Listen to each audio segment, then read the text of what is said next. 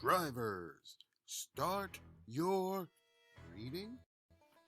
Motor Sim Racing Magazine is the first and only magazine dedicated to sim racing. Every month we'll be covering the hot topics around the world of sim racing.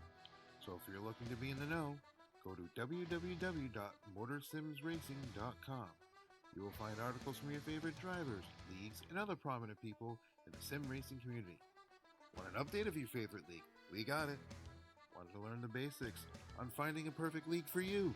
We got it. Want to know more about how leagues are run? We got it. So remember, when you want to know what's going on in the sim racing world, go to www.motorsimracing.com.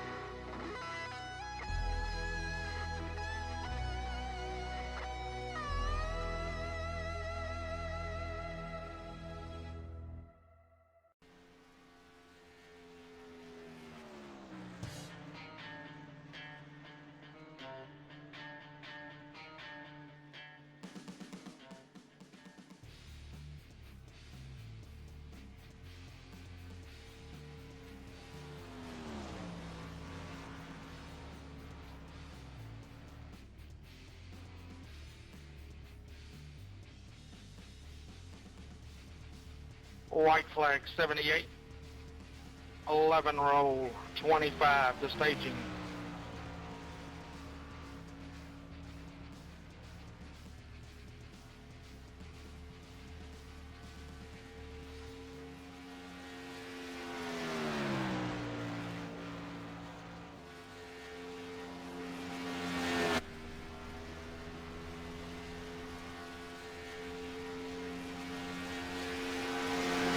Checkered flag 78.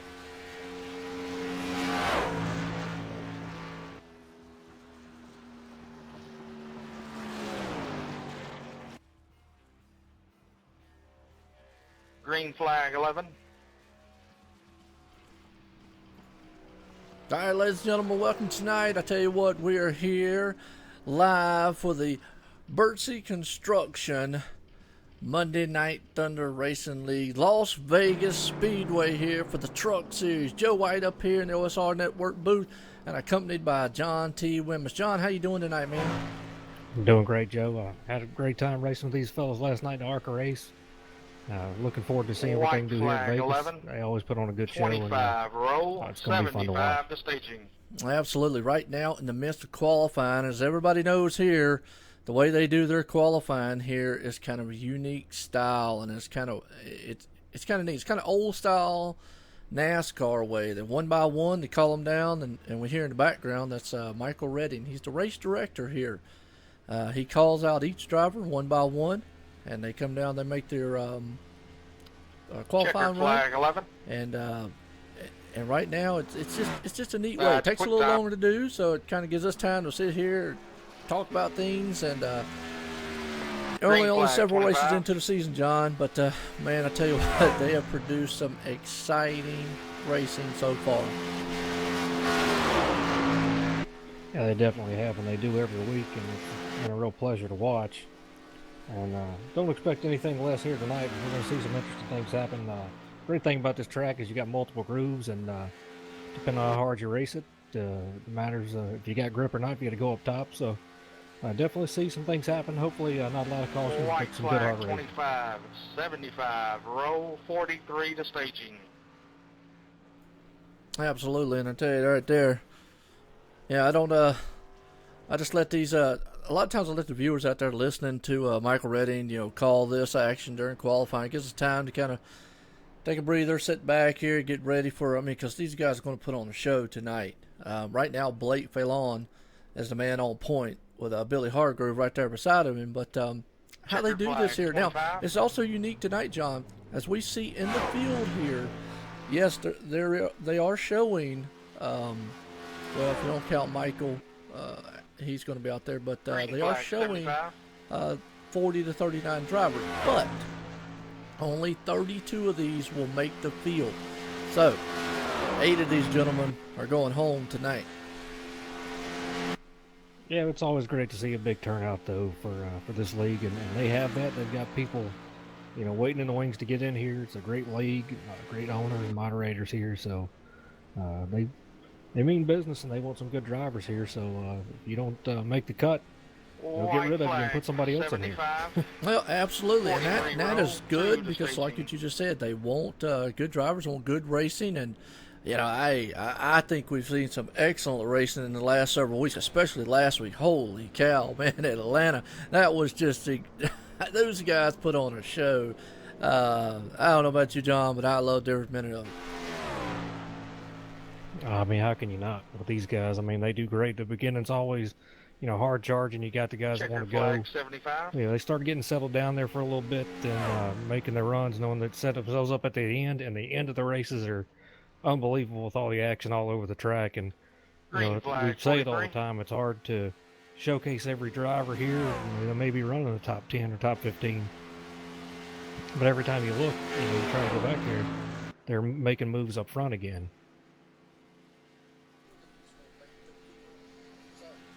Absolutely. I tell you, it's another thing. Like I said, let's see what we got here. Still Blake right up there on the point, but I don't know. It's exciting. Now, you made your debut last night here in the Monday Night Thunder series, in the ARCA series last night. Probably not the finish you wanted or the outcome, but nonetheless, got some experience, some time behind the wheel there, and the ARCA car. So, awesome.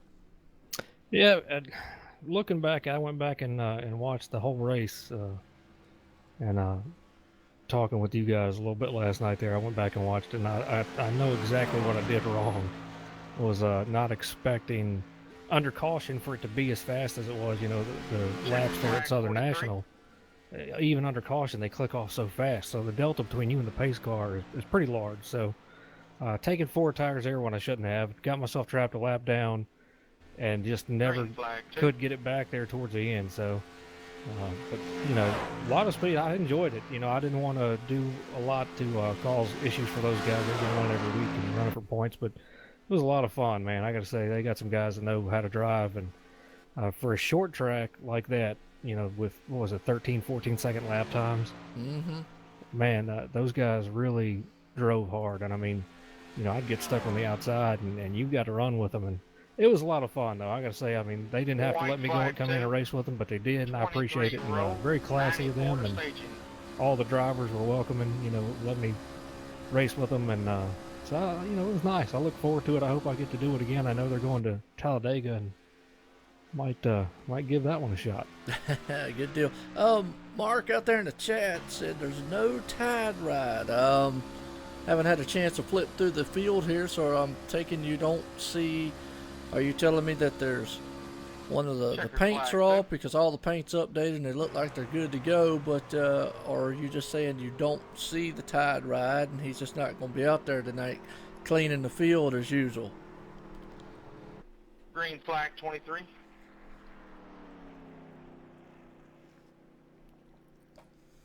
I don't know about you, John, but I mean, I don't see why. It's actually, I've got it set to where everybody out there can see, each driver going throughout the field and whatnot.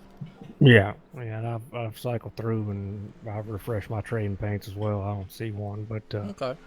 Anytime I see a truck with tide on it, it reminds me of Kevin Harvick, and I get sick to my stomach. White flag or 23. Actually, you could take it back even further. It was Ricky Rudd. 99 to staging. Well, yeah, that's a little bit better feeling for me, but I'm here in Martinsville, so I remember when Harvick ran that Tide truck here. Oh, okay. And, all right. I'm not.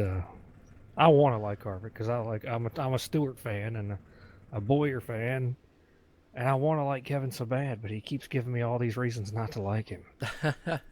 And it's mainly his mouth. That's usually what happens, man. Oh well. It is what it is. Okay. Mark clarified out there for us. He goes, no. It's just the first week that it's not going to be the tide ride. Okay. We got you. Well, DJ Hargrove, I know he's very good, that number 2 machine. Watched him all last season, and right now he's currently 6th. Blake Vallon, right there, currently on top. Billy Hargrove right there. Craig Lehman, William L. Smith, Jason Burgess, when you top 5 running right now. So, looking pretty good. I don't know who's going to come out of this one tonight. Yeah, it's going to be pretty interesting. They got some pretty good times there 99 row, with this setup here. Oh yeah, those are definitely good times. I was looking at where it'll show me what I've ran here before, so that's a couple tenths faster than me right there is Blake right now, so he knows something I don't know. Maybe being able to hold it wide open for at least a lap. So, and you can do that here. I mean, you can do it. It's possible. Checkered flag 94. You can wear your stuff out too. So maybe he wanted to see what kind of lap time he could put down there for qualifying. Yeah, I got a feeling. Every time I say that, I get proved wrong. When I say I got a feeling 99. that's not going to be the times in racing, but then again, here next thing I know, boom, they show them out. So yeah. Well, the other thing they got going for them here is the track temp is 74, and that time I put down the track temp was 103. So looking at my notes here, so 74 degree track temp is man, that's terrific. You really can't ask for better than that. If you don't have grip at 74 degrees, then you're just terrible. Yeah, no doubt. I tell you what's going on, Andrew Walls? How you doing out there tonight? 77 roll, 4 to staging. Hey, Bradley, real quick, I'm showing you in a BA Graphics white blue with Motor Sims Racing Magazine on the back tailgate.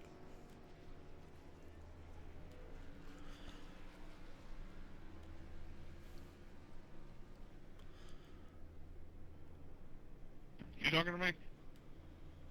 Yeah, real quick, Bradley, I'm showing you in a BA Graphics white and blue truck with the Motor Sims Racing Magazine on the back. You're saying it correctly. 18 for him. I don't know if he... Green flag 77. Sorry about that, Michael. Just want to make sure it was right. Appreciate it, fellas. No problem, Joe. Hi. Well, sorry about that. I didn't want to interrupt. Now, he had asked me earlier if I had the right paint job, and I wanted to make sure I get it right. Because that's another thing. These guys really, they work hard on their paint jobs, and I know Bradley does. He actually does paint jobs for guys. And I try. I try to get the trading paints right, try to make sure everything is looking good. Because, hey, these guys showcase some awesome-looking things. Some of them actually have some real sponsors. And just like Motor Sim Racing Magazine, John, they actually the title sponsor for the Grand National Series, which is the Xfinity Series. What's going on, Tommy Haynes? How you doing out there tonight? Yeah, absolutely. We'd like to make sure that we showcase the sponsors here, especially the real sponsors that are trying to get in here. Want to be a part of sim racing and help with the growth of that. And Motor Sim Racing Magazine is doing a great job being a part of this action here.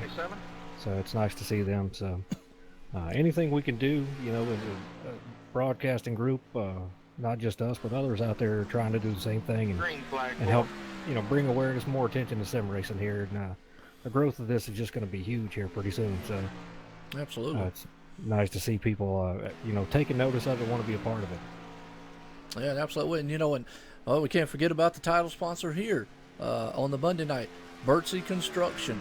Came on here on board with these guys here probably about a race or so after the season started, and so we switched over here. And, it's a mouthful, but hey, nonetheless, the guys are here. I know they have a truck out here. I need to find who the driver is. I know that sounds bad, and I should know it. I've seen the sponsor out there a couple times, but nonetheless, Bertie Construction, Monday Night Thunder Series, that's what it is. They're the title sponsor here. Great group there. And I guess, hey, if you want a house built or need some construction, look those guys up. There you go. That's the best way I know to look at that one.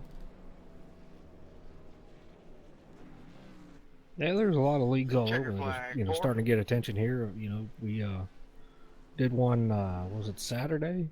That's got a deal up in Pocono where you can drive stock car racing experience. Yep. Yeah. So it's pretty interesting, man. You look at sim racing and you watch some of these leagues, and you're being a part of this here. It's really cool to see real sponsors coming in, and I've got a little thing that I've been working on, and I said last week I'd say something about it this week, and what it is, it's a website and a deal I'm trying to put together to bring businesses and sponsors into sim racing. Awesome. Attach them to drivers, leagues, broadcasting groups, and help them get their name out there and be a part of the growth that is sim racing right now. So, with dirt getting ready to come on here, we know what that's going to do with iracing. So it's pretty interesting. But I've got a website, simracingsponsor.com, and Joe, I'll pay you for the spot.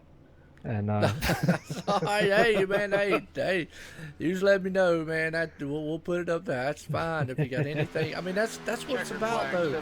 Like what you just said. I mean, everybody here, we get together and put out the best thing we possibly can for sim racing and the likes of all these leagues, because that's what it's about, man. The leagues and the drivers. What's going on? See, matter of fact, we were just talking about stock car racing experience. Robert Moyer's out there. He's the actual one that actually runs that Saturday night Racing Freaks on Saturday night. So there we go. Yeah, those guys did a great job, man. They had a good show they put on the other night. It was fantastic to watch, and like we were saying, it's just great to see real sponsors coming in. And you talk to people about it, and they're like, "What are you talking about?" Like, people can't believe that businesses are getting involved. But when you see the growth of sim racing, how many people are on here, the broadcasting networks, how many views you get, all this stuff, man. I mean, it's growing big time, and it's got nowhere to go but up. And I've already been on the phone, been already speaking with businesses and doing that. As a former racer, I've dealt with getting sponsors. So simracingsponsor.com, you go there and just give me all the information, and try to hook you up with the right sponsor, and just make everything right for both parties, because just trying to get them in on the ground floor level here. I mean, it's cool to go out and have a real, paint job on your truck, but when you can actually put a real sponsor that's paying you, or a league can have a good sponsor that's going to help, pay guys in your league and pay them off for their hard work all season. It's really cool to have. Yeah, absolutely. You're right. And just want to get everybody up to speed. All the viewers out there, hey, man, I tell you what, appreciate all of you. What's going on, Waylon, Robert, Eric, man? I missed a couple of Tommies out there. Andrew's out there. That's awesome to see all the viewers out there. These guys, man, loving the Monday night here. Bertie Construction Monday night. What's going on, Mike Bruno? How you doing? But just to get everybody up to speed, you hear in the background, that is Michael Redding, race director here at the Monday Night Thunder Racing League. And what's going on right now is we're in the midst of qualifying, and how they do their qualifying here is the same way that they do it on the Monday and the Sunday, actually all three series for that matter, is they will call each truck one by one. Michael will. It's basically the old style qualifying. of NASCAR of the old days. That's Checkered why I flag say it. 95. They will call the driver down to the end of Lights, pit quick road. time. They'll let the driver go as soon as he gets on his second or even third lap, whichever one it is, going down the back stretch. They'll let the other driver go. So that's why it takes so long to Green do it, flag because 89, sir. as you can see out here, we have 40 drivers in the field. But I'm going to tell you, not all 40 of those drivers are making it tonight. Only 32 of these trucks will be on the track. So 8 of these drivers are going home. So it's imperative to have a good time. And as of right now, I am seeing John. White flag 89. Actually, I'm showing 34 roll. John Baring 68 to staging. in the 19th position right now, and Spence Thompson, our defending champion of the series, is sitting right now. Well, he's on his first lap. Excuse me, I don't even want to say that yet. But Jess Mason and John Baring, 18th and 19th. So they're the two right there, the lowest, as we still got a lot of trucks here left to go. Yeah, you said we got a long way to go here. Looking at the top time Checkered is flag 89. Kyle, and these guys love to have some interesting last names. They is it do. Green flag Pofrevki? 34. You know what? Pofrevki. That is one I have not asked, and I need to. I'm glad you remind me, because after the race, maybe I'll get up with him. I haven't really called him into team speak to ask him how he pronounced. I know, like Andrew Cornelli, we talked about that one all last season. He can say it with that awesome Italian voice. Yeah.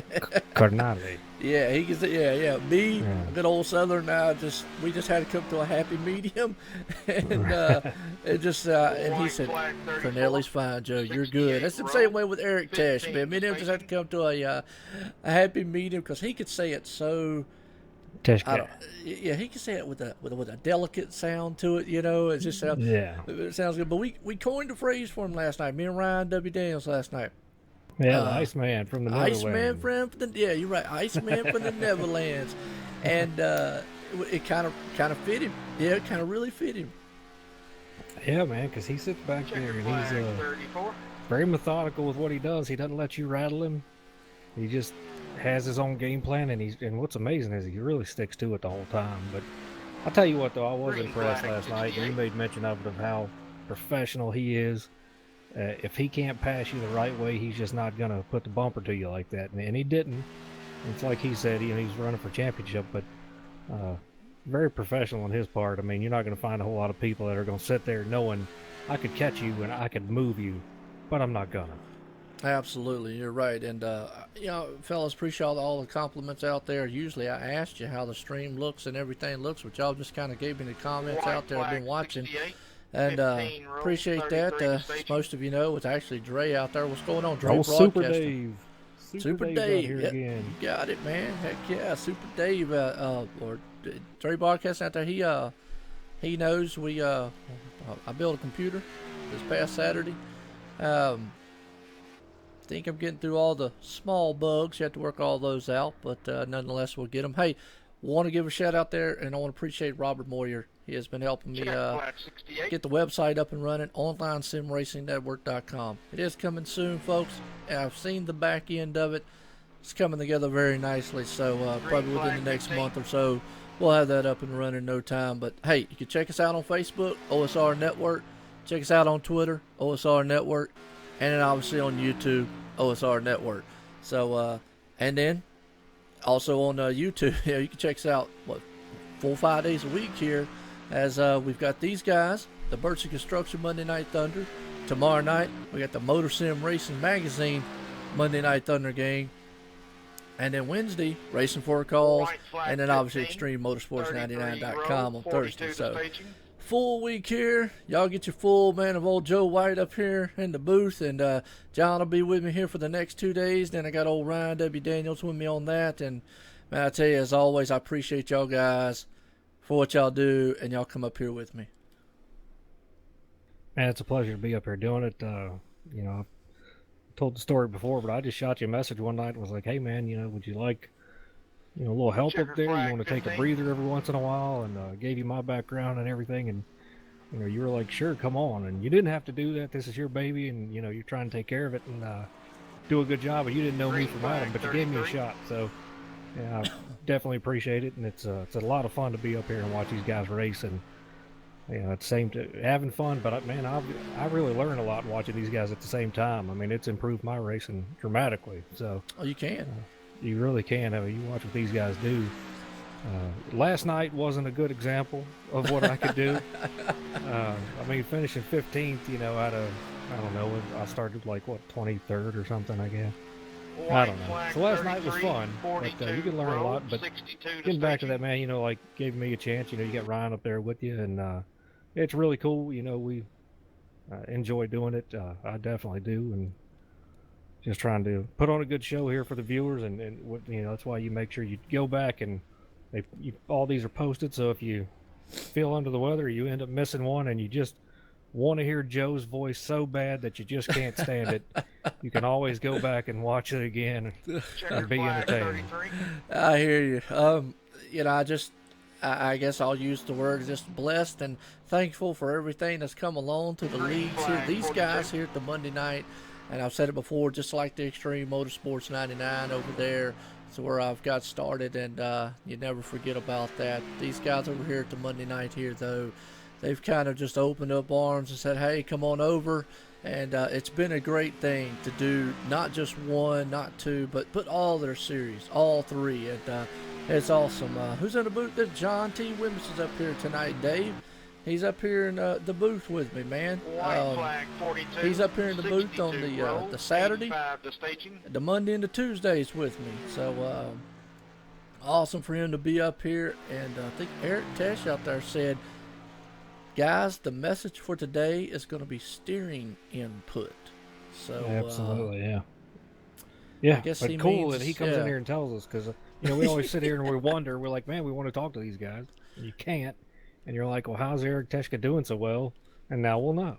Absolutely. Well, I'm going to try to get a hold of. Last night was kind of hard to get to talk to some of the drivers. A short track like it was, unfortunately, the cautions. I got the GTX 1080 in about 9 when we get into caution, by the time I get the replay done, y'all are back almost ready to go green. So I have to watch it, Definitely was. It was hard getting everybody lined up in time and everything. You got, those guys are good, don't get me wrong, but when you're on the track that small, if you've never had to rush to get lined up and get in the right spot, you can really get behind real fast, and that kind of happened a couple times. But I mean, nevertheless, the guy that I think was it Austin Jones that won? Yeah. Is that his name? Had Eric right on him on his back bumper there. So I mean, the guys that deserve to be up front were definitely there. So I just wish, I think I could have been in the top 10. That was Eric Tesh was on his back bumper. Eric Teshka was on his back bumper. Could have dumped him and didn't, but very professional. I went back and watched the race last night, and mainly because I wanted to see what I did to really get trapped a lap down all the time. And then when I realized I was just taking 4 tires and I should have taken 2 or none at all. But such a short track. But it was a lot of fun, man. These guys are great racers, and they know what they're doing. So Robbie Buckner had a good race, kind of bounced back from last week there, didn't he? Oh, yes, he did. I tell you, my hat's off to old Robbie. He comes out here and talks to us a lot in the chat, and I appreciate that. It's awesome, man, to see him out there. But I tell you, that poor guy last week, man, if he could hit anything on the track, he did. And but bounced back. And tonight, actually, Robbie's looking pretty good. He's sitting 16th right now. So I'm going to tell you, sitting 16th, and we've got 26 to 40. He's going to be close. White flag 85. He's going to be close, but 35 to station. not a bad time. So we'll just have to keep watching here to make sure that he stays in the field here tonight. Yeah, like I said, some of these guys are not going to make the show, and they could try to let everybody in here, but man, would it be pretty troublesome. Actually, they want to make sure they put on a good show here and let the fast guys in, and just not overload the track with cars and cause a bunch of issues there. So same thing last night. I think they only started, 28 cars? Yeah, maybe less than that. Something like that. Yeah, I was in there. So it was pretty much his goal was to cut off at 28. And could you imagine 40 cars on that track? Yeah, and it's going to be interesting to see what happens next week. When they're at Talladega. So we didn't have 28 people show up to race last night on the short track, which I love short track racing. So I really enjoy it. I just I guess where I hadn't raced all week, man, I was just a little rusty, so I knocked the rust off a little bit. So it wasn't terrible. But, I'll shut up about myself now. No, I you give fine, myself man. enough airtime. Hey, well, that's what we do here at qualifying. We're just kind of just talking because that's basically what I do here. Since they're qualifying so long, is talk about the league, talk about things going on around it. Talk about anything we got.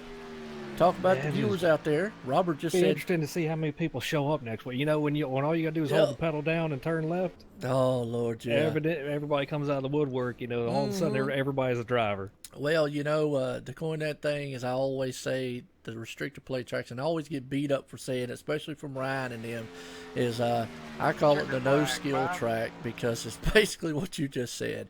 It's missing the big one, holding it to the floor, and praying and putting the car. And when I say it like I say it, I'm not saying that, man, that you just, that you're a dud or anybody is. I'm just saying it's not a Martinsville, or it's not a Southern National. It's not a strategic style, or actually like here tonight, Las Vegas.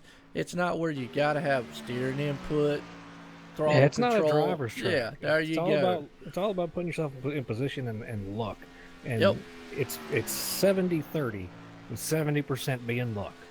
And that's the thing. It's really... I hate super speedway racing. I can't stand it because of the way it is, like that, and you're just in a pack like that, and you're on top of each other the whole time. And if you can get around people and know, like, hey, we're going to run in groups of 5 or 6, now that's a little different. If you can get some guys squared away and know what you're doing, it's perfect and it's so much fun. But if you get caught up around people who have no idea and they're just like, I got to get to the lead, man, it can cause some big problems. And we might see a lot of cars get taken out. And they may put on a fantastic show and not see any of them get taken out. Absolutely. Well, I'll tell you what. Well, and you mentioned that. I tell you, the hats off. I know Robert's probably still watching out there. And Saturday night guys there to race for their Daytona race, 100 laps caution-free, Daytona in the Cup car. Very impressive to watch that. I know that, I know that last couple ones he's probably thinking like, man, it hadn't went so well, but I know they can do it. So it's definitely been a great doable. Show, man. I think it is. I think it is. Robert's just really. Robert's really. He. I don't know. Robert's Robert. He's cool guy. Well, I mean, you like to make sure you put on a good show. And you don't like a lot of cautions. You understand some are going to happen. There's no league owner or moderator that wants a lot of cautions, but I think the thing we talked about this the other day is that a lot of these leagues are starting to figure out there's some growing pains. You got new people coming up through here, and you got people that come up and know how to drive. I mean, I've only been on iRacing since November, and won 2 championships in my season and did all this stuff, and so I'm not a terrible driver. I'm not Eric Teschka level, but I'm not terrible. So you got the same thing. So many people that want to come in here and race, and so it does cause growing pains for your league, and over the years you may not have experienced it, but they're realizing they've got to be more open to these newer drivers and give you a shot. So nothing wrong with what any of these leagues have been doing, especially the ones that OSR has.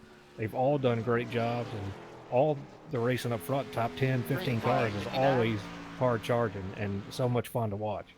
Well, absolutely, and I tell you what, Mike T. Bruno might just become one of my favorite drivers out there. I noticed he's driving a Traxxas truck, and if you know anything about my past, that's what I started with, and that's all I drove, and actually that's my main truck that I drive, and I love the paint scheme of the black, red, and the white, and all that, and color scheme of that truck. So kind of like what he's got on there. I was just having to notice in qualifying. It's kind of cool, but yeah, it's very cool looking. Hey, did you see out in the chat who tried to make it about themselves? What happened? You see your boy Ryan out there? Where's he at? Yeah, he said, "What did I do now?" Oh, that's Robert. Robert. Oh, is it? That's Robert. That's Robert Butner. Yeah, we were talking about him, and he come up and he goes, "What I do now?" All right. I was wondering who that. I was like, is that Ryan or who the heck is that? Yeah, I haven't seen Ryan pop up. Or Ryan would be RD Nation, and I haven't seen him. Yep, haven't seen him pop out there. My apologies then, Robert. I saw all those different. I'm looking at it on my phone because I can't get my second monitor to work. So evidently, I'm getting old at 34 and I can't see straight. Hey, nonetheless, I tell you what. Well, right now we're getting down to the last of the trucks here. I think we've got about I'm showing about 8 more left. At least 8. Well, you don't count Michael Redden, so we at least got probably 7 more left here before qualifying will commence. Right now, Kyle is on pole. I'm not even going to try his last name until I figure out. White flag. We'll get up with him and figure out how that thing is pronounced. But I definitely want to. I think I can do it. I think I'm really good at it. All right, go ahead. My time in Germany when I was in the army, I got really good at saying weird names. All right, go ahead. I think it's Pofrefke. All right, I'll let you roll with that. So like Pofrefke. I think that's how. I think that's what it is. If it's not, good deal. That's what it's going to be from now on. There, Right. there we go. I tell you, Pofrefke. Quick See, time. man, I'll just have to just get up with you on that one.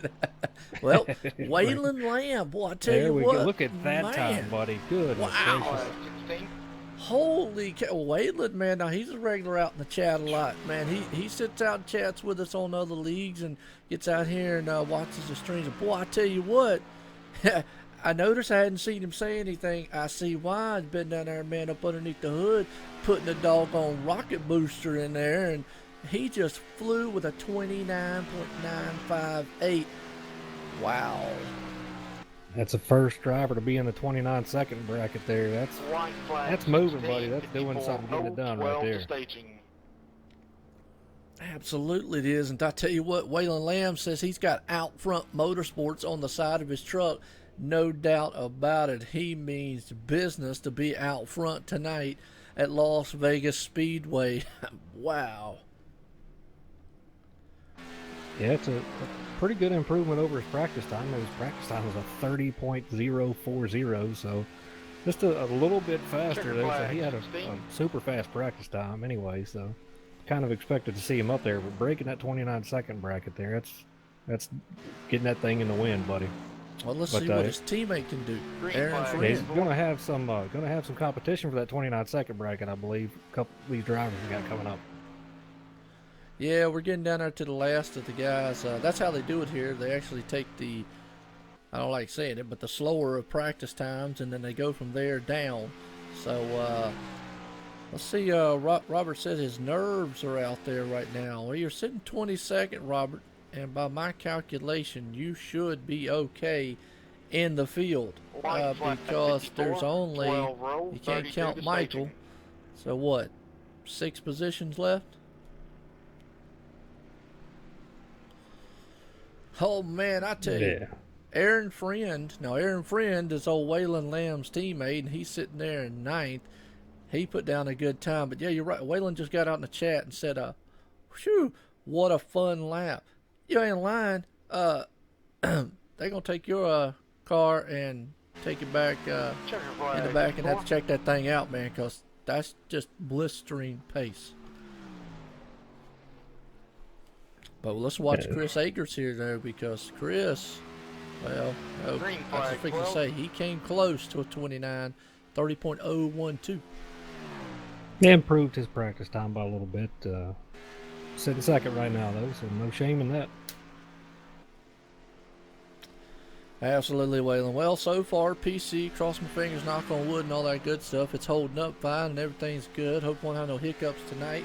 And we'll be good to go, man. I won't have to worry about that on my end here. So the only thing we got to worry about, man, is if whether or not my PC can hang with dang Waylon up there with the times he's putting down on the track. I mean, good grief. That's impressive. That's, wow, that's a fast time. Yeah, it's a good thing that I've got this super fast internet from Xfinity. Yeah. And now I'm going to send them a copy of this and expect money. There you go. Heck yeah. Got to keep up with Waylon Lamb up there. Checkered flag 12. Well, that's a blistering time. Good lap time. I mean, all these guys have got some good lap times so far here. They always do, don't they? Every single week. Flag, We always say it, man, and give them the credit for it. But, I mean, look at that. First through 20th. Look at what separates them, man. A little over a tenth, really. I mean, well, you're right. Yeah, you're right. Even from the first all the way to 35th, which we know now.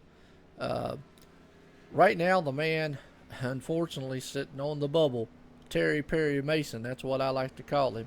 White flag 32. And he's sitting on that 96 row, 32 7 bubble staging. right there. But even from 32 up, you're right. A tenth. What, 2/10? Maybe 3? Yeah. Wow. Yep. That's nose to tail, bumper to bumper. I mean, that's going to be some good racing. Yes, sir. Right now, it looks like Super Dave's out there saying you copied him on his computer build. Yeah, he be all right. Look, when I posted all my numbers and stuff, next thing I know, he's throwing out his tax Checkered check, flag man, 32. getting a new one. Got to keep up with the Green flag competition, bud. 96. You know. how it goes. Absolutely. Well, unfortunately, Terry Mason just got bumped from that. Brad Hartford is the man sitting on point right now. So as we get down here, we still got Tyler Justice and Matt Hoover, Eric Tess out there on the speedway so far. Let's see what he's going to put down here.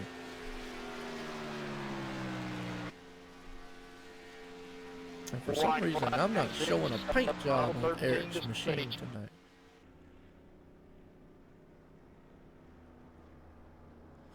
Well, Eric,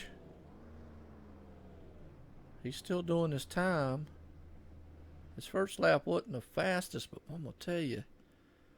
Let's have to see if that second one picks up. And I'd hate to say Eric Tess doesn't make the field here. Wow. Now that would be a shocker. Checker flag 96. Yeah, it would, but I don't see that happening. No, it puts up a 30.007. Whoo, and almost flag, broke it in the 29s. Wow. Well, Tyler Justice, I know he's fast, so let's see here. Right now, the man on the bubble, unfortunately, Corey Walters. And I tell you, he's got to be sitting in the pit road going, man, please mess up on your pit stop Close there, to the Tyler. line, 13.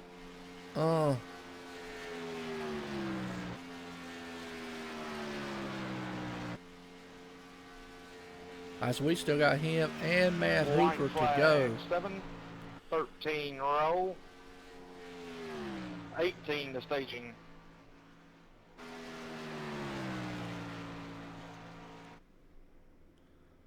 Yep, Tyler Justice puts it up there. So he definitely, well, I'll say that, but it hasn't updated yet.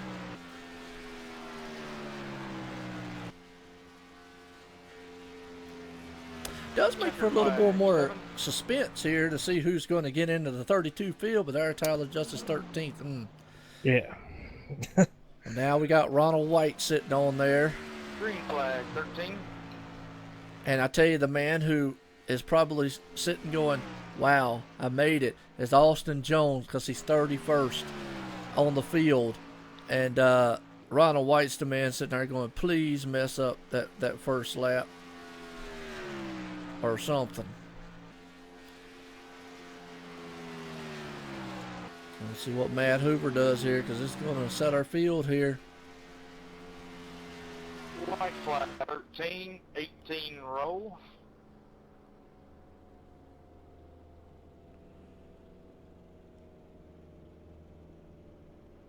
Still waiting to see what Matt Hoover posts.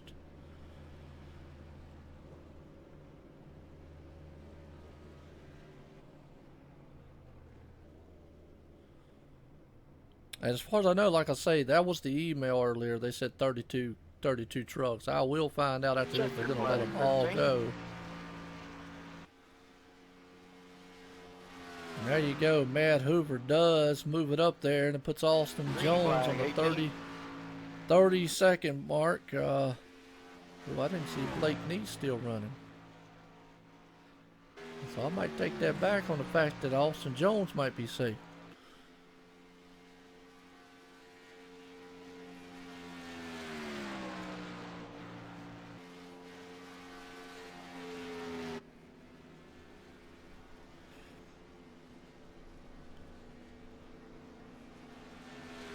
White flag 18.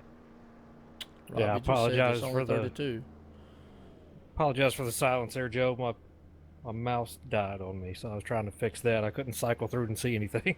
Oh, that's fine. Yeah, I'm just sitting here because we're on the last guy here. 50. Okay, yeah, that's right. There's some trucks that are locked in. You're right. 15 trucks are locked in. I got the email earlier today. I guess I should have just saved that. Read right off of it. All right, guys. I'm going to tell you who's going home in just a few minutes. Well, by my chart, I know Michael just said he's going to tell you, by my chart, it looks like Austin Jones, Ronald White, Corey Walters, Brian Hartford, Terry Mason, Jesse Mason, John Barron is the ones I'm showing from 33 down. Unfortunately, I'm going to tell you, Austin Jones, from the time of Jeffrey right there, Austin ran a 30.160. Jeffrey ran a 30.147, folks. That is not, that's only like a hundredth or so difference. Not very much. This is a very close field. But your man on pole tonight, Waylon Lamb, and the out front motorsport machine. All right, these are the drivers that did not make tonight's race. John Barron, Jesse Mason, Terry Mason, Brian Hartford, Austin Jones, and Jeffrey Leonard, and Josh Sturgill. Ronald White and Corey Walker going on the provisionals, taking spot 31 and 2. Okay, so they must have like a provisional style, as we just heard right there. But Michael's breaking up a little bit. How about now?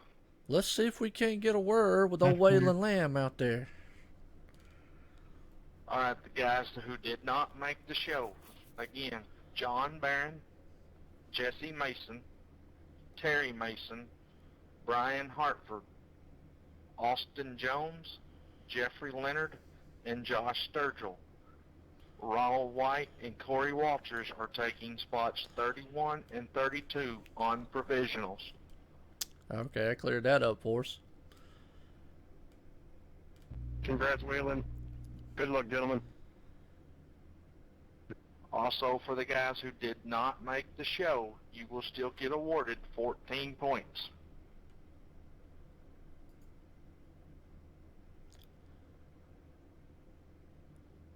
We're going to roll this thing over in about 3 minutes. So at 54 elapsed times, we're going to roll it.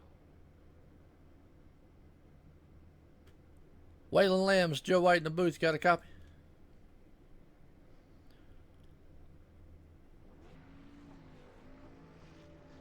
Yes, sir. Go ahead.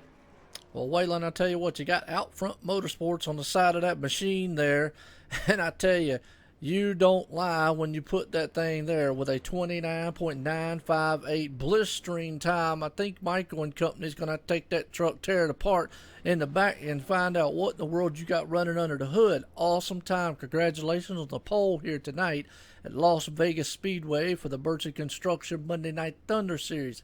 How do you feel tonight putting it out front? Oh, man, first off, I wanted to say, man, I love your phrases that you come up with. Like, I was listening on the stream a while ago, talking about, I wasn't talking in the chat because I was too busy putting the rocket ship up under it. I mean, your journalism is like what I come to watch the stream for, man. So first off and foremost, like, you the man. And second of all, I feel good, man. I'm ready for the race and try to get the show on the road. Well, I tell you what, my hat's off to you for putting that machine out front like you've got the Out Front Motorsports there for your sponsor. Now, I got to look at this field, gentlemen.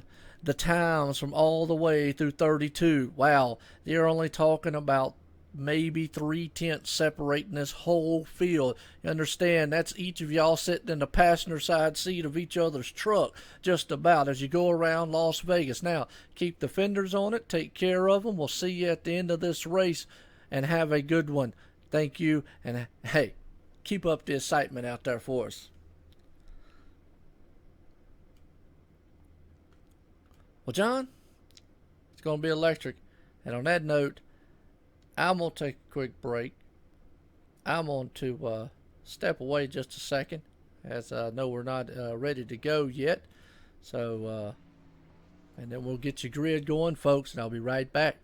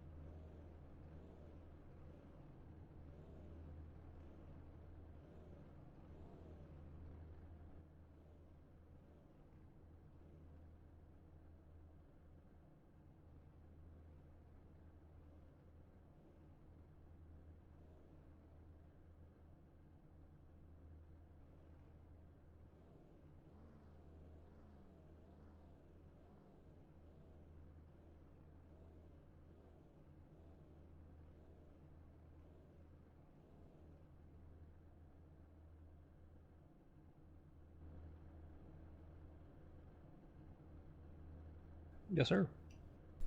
I'm back, ladies and gentlemen. I tell you, John, Waylon was pumped up. He has every right to be. I mean, that's a fast time. He's got a heck of a machine going in here, and I tell you, each and every one of these guys are fast. I mean, those times are just so close to each other. Yeah, and he put up a good time, and good to see that. Waylon always does a good job, but tell you what, he's got the Iceman behind him there, and Eric Teschka's not going to go away. Be surprised if Eric is not there at the end. That's all I got to say, buddy. I think his finishing rate in almost every league I've seen him in, he's always in the top 5, top 3, always there at the end so far. So unless somebody just has enough of him and takes the wall down with him, he's going to be there.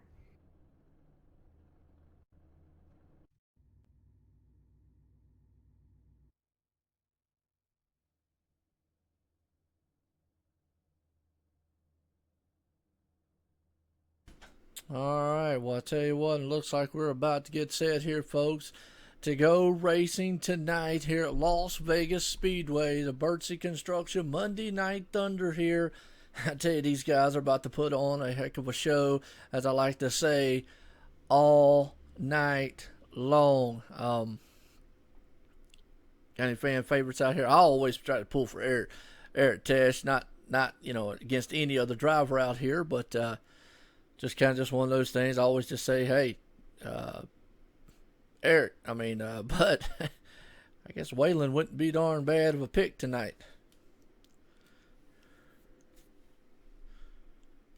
Oh, Waylon's always a good pick, man. He runs up front and does a great job. We've seen him, work his way through the field, always be up in the top 5 or 10, so he does a great job. Got Blake Neese, Paul, look, now he's got me concentrating on his last name.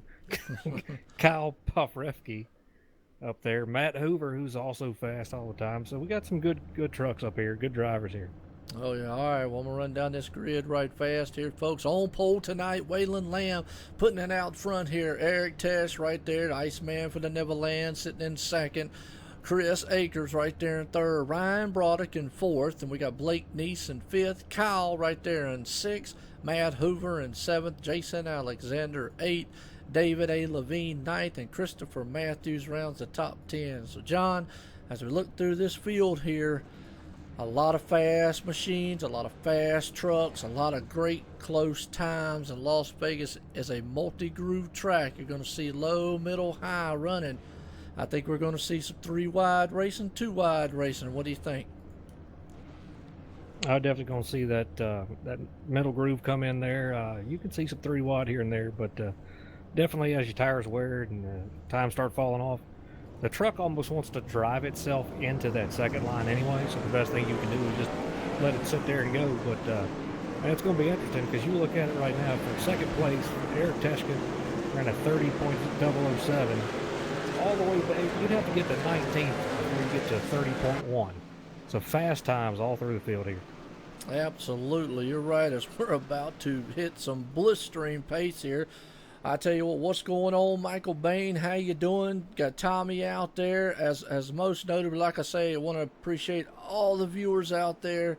I tell you what's going on. I don't know how to pronounce the name out there. Mythicombe? I hope I said that right. What's going on, Ray? How you doing tonight? I tell you, these guys are about to storm around this track. Pace car's coming into turn number 3. I'm getting pumped up and excited. John, hope you are too. Yeah. You don't want to say that name out loud. Just slow down and look at it, and you'll see why. Oh, my bad. But anyways, yeah. we're coming. I just had to know. Yeah, I'm very excited about the race getting back to this here, but we're going to see what happens with Eric Teschka here on the outside. And folks, I want to let you know right now, it is after 3 o'clock in the morning where he's at. So it's going to be interesting to see what this man does. Absolutely. So we got the green flag about to fly here tonight. We're going to send these machines a-storming down here as they come across. Green flag in the air, 130 laps tonight, Las Vegas Speedway. And I tell you what, as you see, look at that Waylon Lamb right there, puts at number 50. And Eric Tesh right there behind him on his back deck lid. Now, they got single file very quickly, but they are 3 wide, 2 wide in the back in the back. Yeah, definitely going to go too wide here, but very good start right here for Waylon Lamb. Eric Teshka's just going to sit right there and do what he does. He's patient, not going to use the stuff up. We see he's obviously letting the 50 just kind of pull up, get away from him. 54 is going to work on him here. Yeah, it is right there. Look at those trucks fanning out. I tell you what, Eric's trying to figure out which way to go, low, high, middle. But I tell you, wow, those guys are too deep behind him, battling door to door and wheel to wheel. We knew it by the time that they had. I mean, all throughout this field here so far, John, they are already putting on a show and just showing what it's going to be like for the next 130 laps. Definitely. So we got the 18 and the 54 doing battle here. Blake Neese is up on the outside of that 54, Chris Akers here, and we're going to see who's going to pay off. 54 goes to the apron. Going to dive in here. Caution's out, Joe. Caution out already on the speedway here, folks, and it's got to happen back there in the back somewhere. So we'll go scroll on back and find out unless you know a number right off. I don't. I'm listening to, wait a minute. Is it a 93? Number 11, I know, has got to be involved. He's smoking, and that is Blake Phelan. So let's go back on him right here. 99 is the number. Well, the number 11 was spinning. The 99 got into him, and basically it was nowhere to go. The 11 looked like he just looped it, lost it, and that's something we haven't talked about either. Is these guys might actually be a little bit less, losing it coming out of the turns. Trucks might be a little loose or whatnot, but like Austin, that 99 just had nowhere to go. What's going on, Tom? How you doing out there?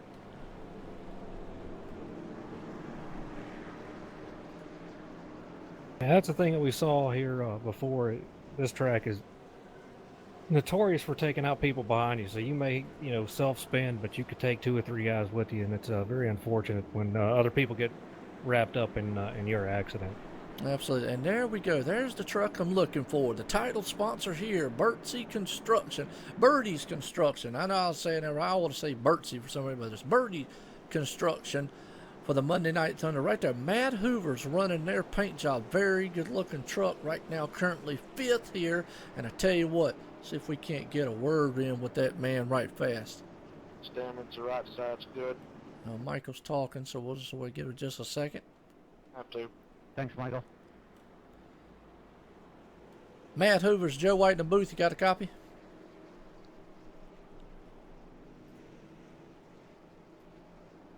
Thanks, Mike. Matt Hoover's Joe White in the booth. You got a on. copy? Gotcha, Joe. All right, Matt, I tell you what, you got the number 13 machine right there in 5th place. I just want to let you know, hey, I noticed there you got that Bertie's Construction title sponsor right there on you on that machine. How's it feeling tonight already? I know we've only been under about a couple laps, but how's the track feeling so far? Joe, felt okay. Like you said, I'm only a couple laps in, so I'm kind of getting the hang of it still. Trying to hit my marks. That's about it. Well, absolutely. I tell you what, looking good out there as always. Looking good for all the drivers. That's a great start there. And, putting on some action, man, all over this place already. So, hey, gentlemen, like I say, keep the fenders on and keep the wheels on them the rest of the night. We'll get back to you. Have fun out there. Well, there you go, John. Got a little word in with him. He's just trying to get a feel for that truck here very early on. Yeah, we're only on lap 6 here, so you really don't know what you've got yet. It takes you about anywhere from 10 to 15 laps to get your tires a little worn off and see what you got. And the truck wants to stay on the bottom with you, depending on how you got it set up and how you're going to drive it. Most of the time, after about 15 or 20 laps, you can't get it to stick on that bottom. It gets a little tight on the entry, and it can get loose on exit. So that's the funny thing about this track is if you try to stay on the bottom, it can get loose with you. But if you go to the top and you're too high, it gets extremely tight, and you're going to see guys plant the right side into the wall. Okay. Well, that's why I have you as a statistician on that stuff. I just noticed the door-to-door wheeling side racing. I kind of don't get into the science side of it a little bit. I usually I like getting the feedback of the drivers out there. There you go. I want to see what they feel like. Yeah. And everybody drives different. You know, I mean, things that I've experienced, you know, on here, another driver like Teshka or somebody may not because of, you know, how well he takes care of his stuff. You know, I do good on a long run too. I never have short run speed. But Teshka's shown, you know, he can have it on the short run when he needs it, as he did last week. And but we'll see what happens. But yeah, I mean, it's just this track is so weird. It just depends on how you drive it, and that's all there is to it. But you'll see. I got a feeling we're going to see some guys get those right sides up in the wall there. You can get up a little too high away from the groove up in that gray area, and there's nothing you can do about it. The car just takes off and just plants you in the wall. So I'll tell you, you're right on that. We definitely don't want to see anything like that happen. As nonetheless, right here, lights off on the pace car, and these guys are about to storm around this track here, Las Vegas Speedway here tonight. We got 130 laps on lap number 7. Be lap number 8 when they go storming back through turn number 1. I want to appreciate the viewers out there as always. Joe White up here in the booth, and I'm accompanied by John T. Wimmis. John, and it has been a tremendous show. I mean, hey, we've only had a couple laps, but those guys, when they took off, they were doing what I thought they were going to do. Side by side, nose to tail. Absolutely. And we're going to see him jump right back on it here. Be interested to see if Teshka's going to sit back in second, be happy with that, or take off here. Point of reference, Kenneth Yance, Blake Fallon were given EOL penalties. Oh, man, that unfortunate right there. As pace car's coming out of turn number 4, going to take that hard left turn off on a pit road and send these, I call them the monster trucks, flying down past the start-finish line. Folks, here we go. Green. Well, excuse me, got a little choked up there. Green flag's about ready to fly here for lap number 8 as we're seeing these trucks storm past the start-finish line. I tell you, Waylon Lamb takes no time about it to get the machine flying. He's got out front motorsports, and he means it. I'm telling you, they're going to have to take that thing in a tech inspection after the race. But we got a heck of a battle going on behind him. They are stacked up. Yeti versus Fast Performance Machine right there, nose to tail, and they are 2 trucks deep. That's a very impressive start. Thankfully, I have my mic set to push a button to talk. And I literally said, wow, very loud when he took off. But as we see the 54 taking that position away from Blake Neeson, the 18, he's got the 13 with him, and Matt Hoover behind him, working on that 18 on the inside. Hey, it doesn't. Here comes Matt Hoover in that 13. Bertie's construction machine. He's trying to pull it to the front. You got Yeti on the outside. The 18, that's Blake Neese. They are stacked up now. The 54's all over the back end there. Eric, he's looking like he's got madhouse on the machine. And Hope, man, he's out here driving like a madhouse because he's looking very strong.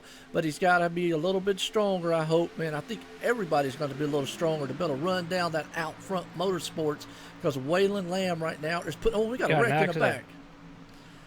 Yeah, ooh, sorry, saw that sorry, one. Joe. That's fine. All over you there. No, you fine. I saw it live, and unfortunately, that's Christopher Matthews, and man, has we got a huge pile up back there after that one. So let's go back here and let the viewers see what happened. And I hate that because I just had flipped back and was watching him and wanted to give him a shout out there, and then that happened. Oh, man, I tell you what. Well, let's see what happened right here to him. He's coming through the tri-oval. I mean, they are 2 deep. Almost, they're 3 wide right there going into the turn. Looks like they just ran out of real estate trying to go up the track. The other truck was there. Looks like the 95, 13, and accordion effect. We see it all the time in racing. It just one of those unfortunate, when one truck spins, everybody tries to slow down. And unfortunately, when you got a pack like that, John, boom. What's going on, Michelle? How you doing out there? Yeah, it's the way it's going to work at this track. We said it earlier. You may have one incident, maybe self-spin or just you and another driver, but for some reason, you can stay on the track here. And I don't know if it's because the banking isn't so bad, especially in that trial area. Obviously, your speed and momentum come into play, and you go back up the track, and then down the back straight there. Just not enough banking to get you out of the way, but. We're definitely going to see everybody come down pit road here and get some tires on these things. Well, not everybody. Some of them go back out, so we got a little strategy play here.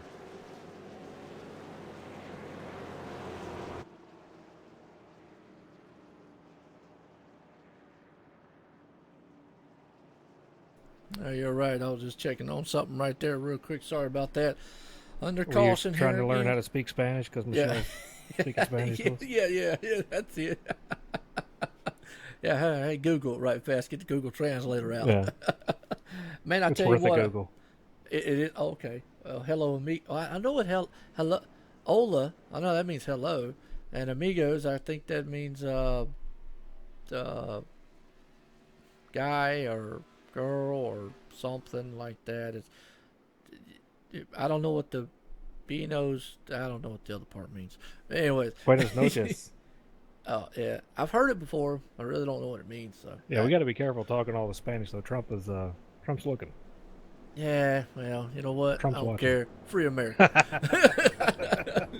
Oh wait, all right. Back to the action on the track. Enough of that messing around.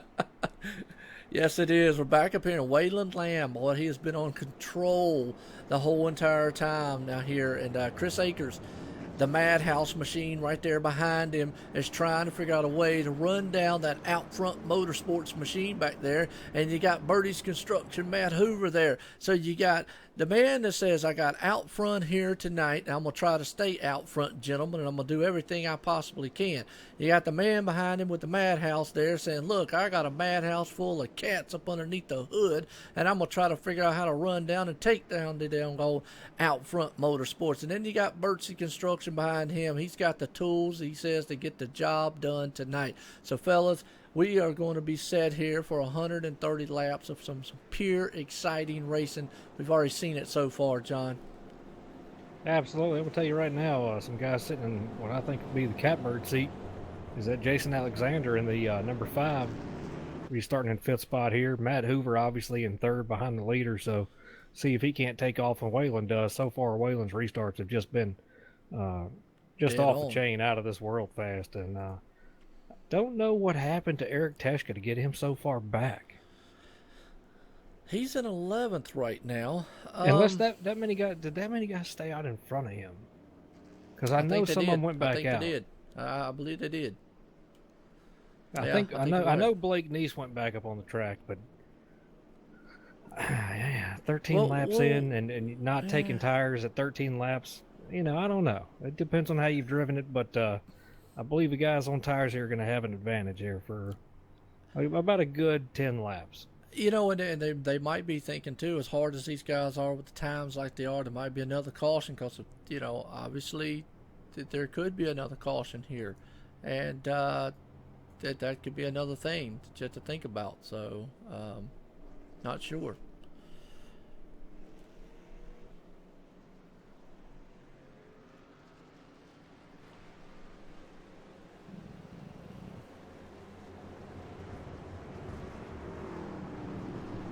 Yeah, sorry for the silence there. Had a couple you're people fine. messaging me wanting to know where to find the race at, so get some more viewers in here, buddy. Evidently people missed my Facebook post. Well, That's all right. let's see what Waylon does here on this restart, Joe. It's going to be impressive. If he can take off again, he's going to be hard to beat. Yes, he is right now. We're just looking at, they are 2x2 stacked up here and just looking very good about this. You lost sound. Well, I'm still hearing sound. I think Trump cut Michelle's sound off because she was speaking Spanish. Yeah. Well, we're looking here to go back live here soon.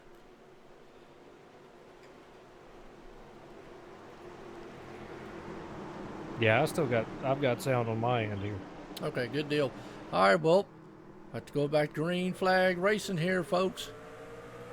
As there we are, green flag. And I'll tell you what, Waylon jumps out there very fast indeed, and he is still, look at that behind him, stacked up 2 deep behind him and looking very good at it.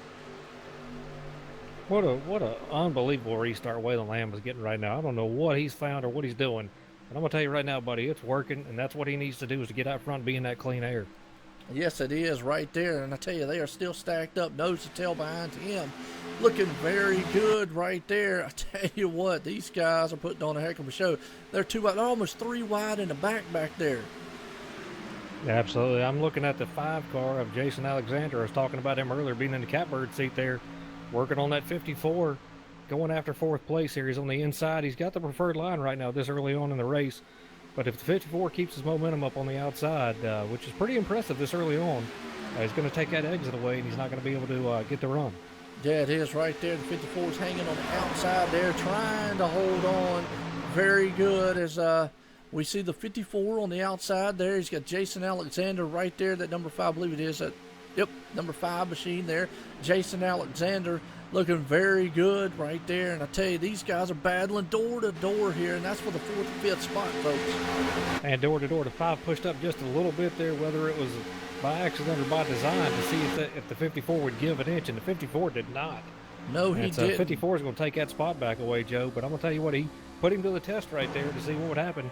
5 Yes, smartly backs off, gets back in line, Joe.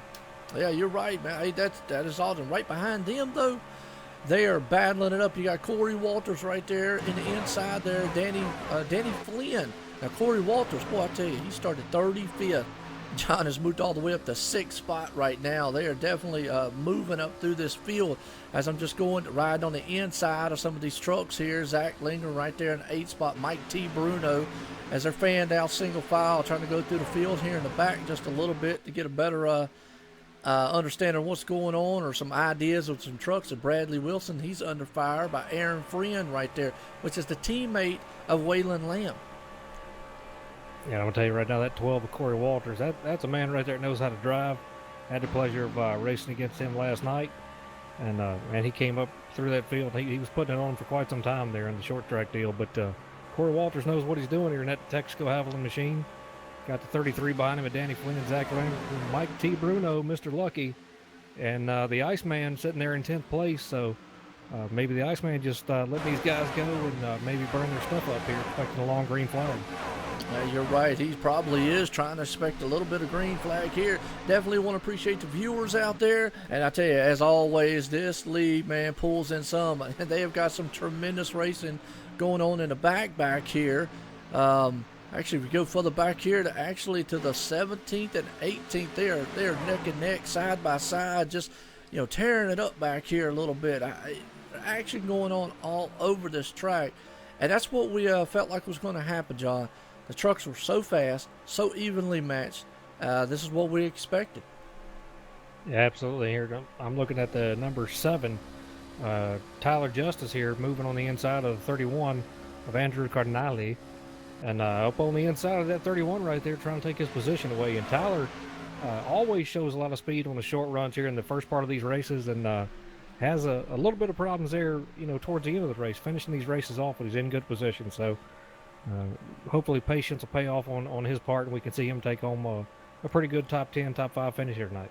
Absolutely right there. As we're riding along with Aaron Friend, and we're looking out his windshield, seeing that battle in front of him with Tyler Justice. Now, Tyler had to let go there of Andrew just a little bit, but man, they are stacked up front in front of him. This looks like a highway thing. Look at them fan out going down through there. And again, Tyler, I don't know what happened. Maybe Andrew get loose a little bit there. He may have let Tyler go when you got a guy on the apron down there, man. It's very unsettling because you don't know what's going to happen when you want to throw it in. So Andrew may have just said, okay, we're very early on, I'm going to let you go. Absolutely. And right here, I tell you what, you got a slew of trucks right here. Tyler Justice, Eric Tesh right there. And look at Tyler on the outside with a power move. He is coming to the front in a hurry.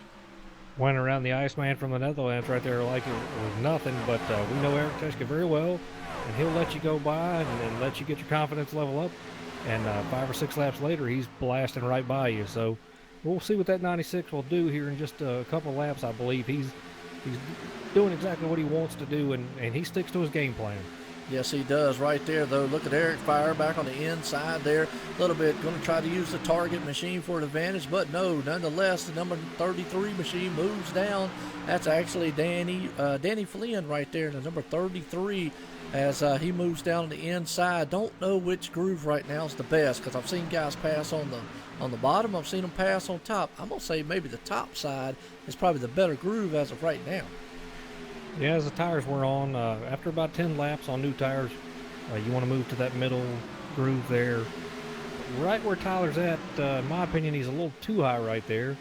But right where he was running at is where you want to be there, and you want to come off against that wall. But you don't want to be too high in the center. So right where is that there? See where that line is there, where the seam's at, is about where you want to be. Yeah, I see that right now. Tell you what, Tyler Justice is just coming through the front. Started 15th, currently, well, he's 8th and battling for 7th right there with Mike T. Bruno. I mean, he moves around the Traxxas machine like it is nothing, sitting still. Wow, I'm going to tell you what. See him push up, though, and the 19 gets that run back down on the inside there. So you can get a little too high in the car, and the truck will push with you, and you've got to back it down a little bit. Okay, well, I tell you what, right now he gets a run on the outside there. Look at that as he powers to the outside of the number 19 machine again as they are door-to-door wheeling them, and the trucks in front of them are door-to-door. The 54 there, Chris Akers, Corey Walters. I tell you, it's old Tyler, he's going to try to go through. I thought he was going to try 3 wide for a second. He's pushing it right here, looking, and he just needs to stay where he's at. Don't force the issue right now. That's really hard. Man, he was up there on the high side against that wall, wasn't he, Joe? Man, that's what I was about to say, John. I saw it looks like, it's really easy for us to sit up here and say, patience, guys, patience. But I tell you, when you got that fast of a bad, fast machine, it's very hard to sit here and go, I don't have the patience. I want to go. And, man, I tell you what, he's got a fast machine, and he wants to go to the front.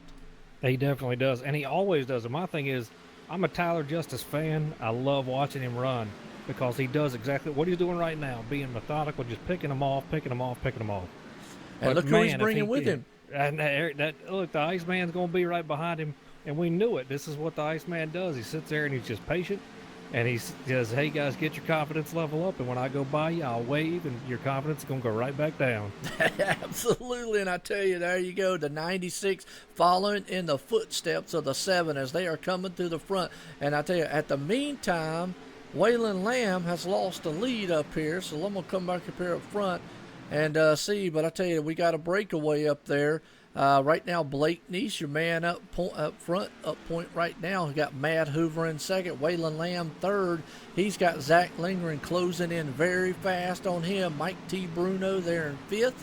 And that Traxxas machine right behind them, Corey Walters. And I tell you, Corey Walters has got all he can handle. That 7th place. Well, I say the 7th, but I tell you, look who's following that 7. Everywhere he goes, that 96 goes. Yeah, I'm going to tell you right now, the 7 and the 96 are turning some fast times. The leader has been turning 30.7, 30.8s. So he took the lead like he should have. Matt Hoover slowed down a little bit. He's down in 31-second bracket. Lindgren in the 85s turning 30.9s. Bruno at 30.6s. So the 19 is fast. The 7's fast. And the 96. But I'm going to tell you what, the 7 and 96 are running identical lap times. Wow. Yes, they are. I'm just noticing that, too. You're right. It looks like they are just dead set in the footsteps of each other. Now, Waylon Lamb looks like he's might have used it. This might be the case of what you was talking about, the older tires, because didn't Tyler Justice and Eric Test, they went in for tires, and we're seeing the benefits of that right now. Yeah, and you're going to see it, especially on a long run like this here, as we're on lap 32. They pitted. I think we were 6 laps in, so the fall off isn't terrible here. But on a very long run like this now, it definitely can be. So new tires definitely play a factor on a long run. On a short run, if we have a caution towards the end of the race, maybe stay out and see what happens. But they're going to pay off right now. Yeah, absolutely. Right there, we're seeing Tyler Justice move to the front, folks, here. And he's bringing along like and he hit the wall. Yep, been playing with that high side, Joe, like what we were talking about. He slapped the outside wall there. Hey, again, want to appreciate the viewers out there, as always. And it's not just me that appreciates it, man. This league and the drivers and everyone out here appreciate that. Just wanted to update right now. Got 21 of you out here watching. Hey, that's an awesome number. Love it. Smash the like button for us, man. Not just because, hey, it's on the OSR network, but do it because these guys out here for what they're doing. I mean, the race that they're putting on right now, door to door, the number 50 and the 7 are putting a show. Tyler Justice was bringing that thing to the front until he just cremated the side of the wall. Now it looks like he might have a little aero damage on that truck. Yeah, definitely going to. Mike T. Bruno here moving into second spot as he goes around Matt Hoover there. So coming up through the field there, we kind of made mention of his fast lap times. So he's going to see what he can do here to catch up to Blake Neese. Well, absolutely. Got that Traxxas machine rolling right there, and right behind him, Zach Lindgren making the pass on Matt Hoover. So we're going to see if old Mike can run down 1.5 seconds to run down Blake up there to let him get ahead just a little bit. So, nonetheless, let's see. Matt Hoover falls back there. Eric Tesh, I tell you, every time we turn around, that guy you was talking about, he was way back there in 11th before the caution. Now after the caution, he has jumped to 4th place. He is just coming through the field methodically, and that's just what. And we got to mention, we say he's from the Neverlands, and hey, what's going on, Grooms? How you doing out there, man? I tell you, we say Eric is from the Neverlands, and obviously our time right now, Eastern time, is sitting at 10:50, John, Eastern time. He is about 4 to 5 hours ahead of us, so he has got to be sitting at what, like 1, 2 o'clock in the morning? Nope, he's 5 hours. He's at 3:40 a.m. over there. Wow, I tell you, man, and it's amazing that the man can stay awake like he is and run like he does. It's just, that's commitment, and that's also, I got to say it, that's the testament to this league and the commitment to the league that Bradley and Michael put on here, because we're at lap 38 right now of 130. These guys have put on a tremendous show. I mean, here tonight, the Bertie's Construction Monday Night Thunder Truck Series League here. These guys have put on hey, what can you say? Last week was a thrilling race, but they haven't left off from last week. They're just continuing what they're doing this week. Yeah, absolutely. We'd say, and you made mention of it, Eric Teshka just does what he does, man, and it just sits in the back and he says, y'all do what you want. I'm going to do what I want, and I guarantee I'll be there when I need to be, and that's exactly where he's at. Absolutely. We'll see if we can't fan back here in the field just a little bit and see what's going on here. Right now, Aaron Friend right there in the nice spot. Now, that's a teammate of Waylon Lamb. He's about to get on the back deck of them. Ooh, they're jockeying around back there too wide. They're too wide beside him and too wide deep behind him. As that's Tyler Justice is back there, still trying to battle. Now we know, and the reason what happened there, Tyler Justice was coming through the field like game busters. And he was, like you said, flirting with that wall a little bit. And when he was flirting with it, he went out there and it bit him. And took the side of his truck off with it. So that kind of hurt him just a little bit. Yeah, absolutely. Talking about that, you could move up a little too far, too early on, and he did, getting up there in that gray stuff, and you can back it down, you do whatever you want to do, but it forces you in the wall. There's no doubt about it. Well, yeah, right there. We're looking. Aaron Friend got Kevin. What's going on? Well, Joe, I'm doing good. How are you doing out there? It's a great race so far. I mean, these guys right now are putting on, I like to call a clinic. 3 wide right here. The 89, that's Spence Thompson, by the way there, John. That's the defending champion here of this series, the truck series here at a Bertie's Construction Monday night. These guys, I mean, he put on a thriller last season at Homestead, along with him, Bradley Wilson, David A. Levine, and I'm forgetting the last guy. And I apologize to him because it was 4 of them that made the chase, and those guys went all the way to the end there, and it was a thrilling finish, and Spence Thompson just came out on top of that one. You got the 12 here going inside the 13 of Matt Hoover taking that position away, so he's going to be moving up into the top 5 here as he's been on the move in that Haviland machine. Yeah, he is. That's Corey Walters. And, folks, we thought Corey Walters wasn't going to make the show. They evidently had a provisional, made it in here, started 35th. Well, it says started 35th, but actually he started 31st in this field. And nonetheless has had to bring that thing all the way from the back end to the tail here, all the way to the front here in 5th spot. And has done it very, very cleanly and good. Yeah, and he always does a great job, and that's the way he races, is, trying to be as clean as possible. And we've got a truck way down on the white line there on the apron. Was that the 13 of Hoover?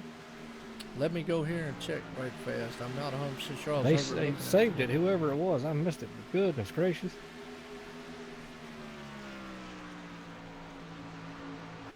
Well, we got so much action going on around the track here. I tell you what, I'm going to rewind it back just a little bit just to see if we can get that live action, because these guys are running so well out here. Let's look and see what you was talking about here at 13 here. Went back just a little bit. Watching him go down the bad stretch here.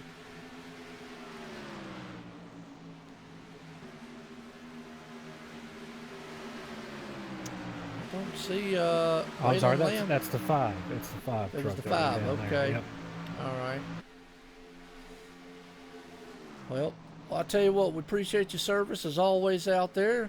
Man, Joe A says check it in from Fort Bliss, Texas. I tell you what, thank you for that. That is awesome to hear. As you know, I'm from North Carolina. John up here is from Virginia.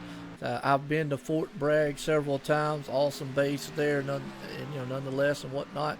But hey, I always appreciate any of the military guys for what they do, service of the country and all.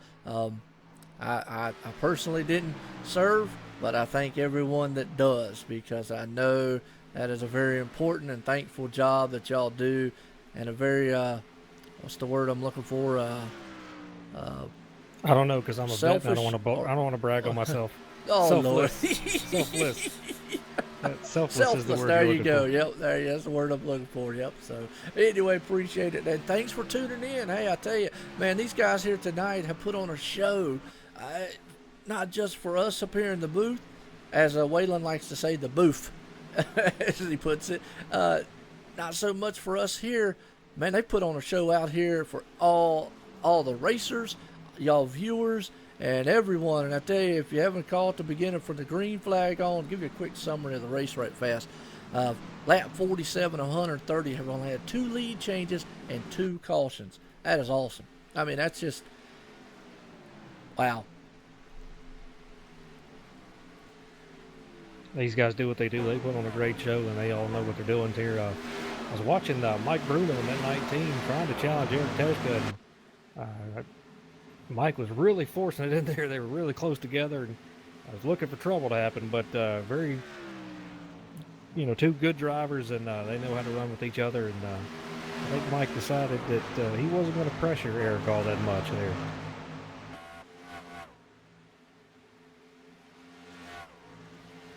Absolutely, and I tell you what, right here, El Joe out there, he said he was stationed up here in Camp Lejeune. I know where that's at, North Carolina.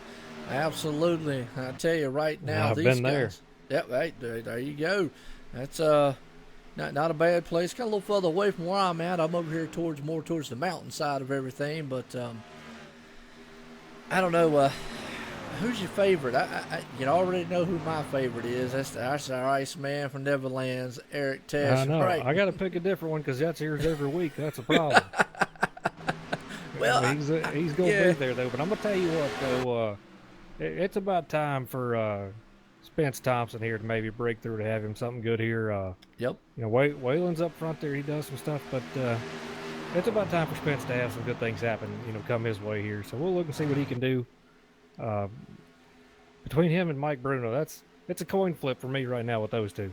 Yeah, absolutely, right there. And I tell you what, Mike Bruno, he's trying to bring that Traxxas machine right past Eric Tesh, up underneath in there. He says, look, I'm driving a little RC truck out here all over this track, and I got a heck of a darn big motor up underneath of it, and a lot of lipo packs sitting in the back, and I'm looking very good. So, hey, they say that the fastest name in RC right now, Mike Bruno, might be the fastest name here at night at the Bertie Construction Monday Night Thunder, because he is trying to bring that machine to the front. They're trying to run down that man up there, Blake Neese, though, and I think they're closing in ever so slightly a little bit on him, but a good battle here. You saw there for a second, the 19 dove on the inside of Eric, and then he went back. So that's very good awareness of, hey, look, I couldn't make the pass yet. Let me try it, get back, cool my tires. Now he's going to try it again. Yeah, so these guys that run here, especially, a guy like Mike Bruno, knows that Teshka's a good driver. He knows how to take care of his stuff, so he's going to follow him for a little bit and learn a little something here. Give it a run like he's doing right now, being on the inside of that 96, and see what happens here for a lap or two. And if he can't get it, he'll just fall back in line and just follow that 96 around. Absolutely, and I tell you what, right now they are door to door, and that's what it looks like he's doing. He's trying to test the waters Can I make that pass down there? Now, right now, the tires are getting a little worn. We should start seeing some green flag pit stops here soon because we've had a long green flag run, John. After that second caution, man, these guys have done a tremendous job, and it's a heck of a battle up here for the second spot. Yeah, it definitely is. But Eric Tushka knows what he's doing. He's going to stay on the outside because that's the place to be. As long as you can take the exit of the corner away, there's no way that guy on the inside can beat you. He'd have to beat you on entry and mid corner to beat you off here and get off of the corner. But you're going to see this 96 stick to the outside, and they're side by side going down into 1 and 2. The high side's the place to be, Joe. Yeah, absolutely. And I tell you what, Tom Freeman out there. So we're watching from New York City. I hear you, man. There you go. Yeah, you're right. God bless the military there.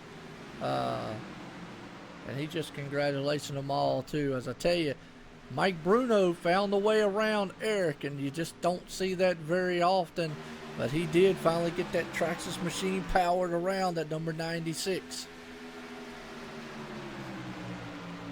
And I still am wondering something. I know I've refreshed, but I'm only showing Eric in a plain white truck. Plain white truck, yep. Yeah, he normally has a pink Susan G. Coleman truck out there. Yeah, I don't know what happened with that. So maybe I don't know. Maybe we're missing something. Maybe he's maybe he wants to look like one of those white icebergs, man, going around the track tonight. No, we keep calling him the Iceman, so maybe he says I'm just gonna go with that. There you go. They love it. Right now, the Yeti machine up there in the front, he's got the darn Traxxas machine. Just look at that 19. Mike Bruno powering, firing down on the inside. There's his neck and neck with the leader, looking like he might take that position and take the lead tonight. Started 11th, currently second, actually looking like he might be first here. And he does clear him, so it's going to look like he's going to lead some laps here tonight. Man, that's an impressive move on the inside there. I'm sure that Blake may have let up a little bit there and just to let him go by because of where he's on the inside. You don't want to get that truck loose and get up into you there. But fighting back on the outside here, Blake, and see what he's got for him. But I believe Mike's going to pull away from him here. Yeah, he is right there. I tell you, that's what we was talking about, multi-groove here. So I'm going to try to, while these guys are battling up there, I'm going to flip through the field here and just kind of look, because I see Spence is in 5th there. Kevin 6th. Looks like we're spread out just a little bit here from what we were, you know, and that's the thing. You get a long green flag going, John, and that's what happens here. So I'm kind of just showcase some of these awesome paint jobs that these guys have got as we go through the field. We do got a good battle going on back here. Matt Hoover, that's Tyler Justice, Matt Hoover and company. They're all back here for what looks like the 10th, 11th, and 12th spot. And the number 25 machine there, William L. Smith. Hadn't really talked much about him. Started 22nd, currently 12th. He's in the 12th spot. He's looks like he's doing pretty good. So just running through this field here a little bit. And it looks like we're under a lot of green flag pit stops. Yeah, they're going to start coming in here. Tires are wearing off, and these guys got to play catch up a little bit. You're going to see some guys coming in here. Well, let's look down on pit road and see if we can see some of the action here with the pit road cam here. As we're noticing, a lot of trucks are coming in left and right here. So see them coming through the start-finish line there. It's a good shot there. It kind of stretches the field out a little bit as we're seeing. And yeah, you're going to see the leader coming in this time. Mike Bruno's coming down pit road. Okay, well, that's good. And we'll just stay with this shot for a second just to see what he looks like coming down here. He might be bringing Blake. He's bringing Blake Neese with him. Yeah, smart move on Blake's part. If the leader's going to pit, you need to pit because all the guys behind you, a lot of the fast movers there, they've already pitted. So you got to stay with the leader. Well, absolutely. As we're just watching this, it's a good little shot right here. I don't know if you see it, John. That's I kind of like how that sitting here on the pit road and watching the cars just kind of go by also on the front stretch right there, the trioval. Yeah, absolutely. I see that. That's pretty awesome. I've got that up here. I like to see. Sometimes I pop in here and see the chat there, so very cool work here. So. Yeah, as we're just watching some of the green flag pit stops taking place here. That's why we do, because we're at lap 63 of 130. Folks, that's pretty darn good. We've only had two cautions here so far tonight, and it's actually been really good. It's DJ Hargrove right there, the man on point. Well, he's actually sitting in 5th spot. He's done 2 pit stops himself. So I'm going to cycle through these things here and probably just going to cycle on back. The way I'm looking at it, probably should cycle on back to Wayland Lamb. Yep, definitely going to happen there. Got the 50 coming back up around that 89, but let's see who all else needs to go in here. The 43 definitely got a pit. 89's going to have to pit if Spence Thompson. He was on point there for a little while, but stayed out there, and in my opinion, may have been a little too long, but we'll see what happens. It's still got a long way to go. Yeah, well, we do. And right here, we're watching Kenneth Jans bring that machine down here. He's got the 68 AR Silver Lines, and I'm going to say that's got to be some Armed Force service right there of some sort, and a camouflage-looking machine. But nonetheless, we know him. I know him mostly by the Motor Sim Racing magazine, and if you haven't checked that out, guys, you need to go check that out.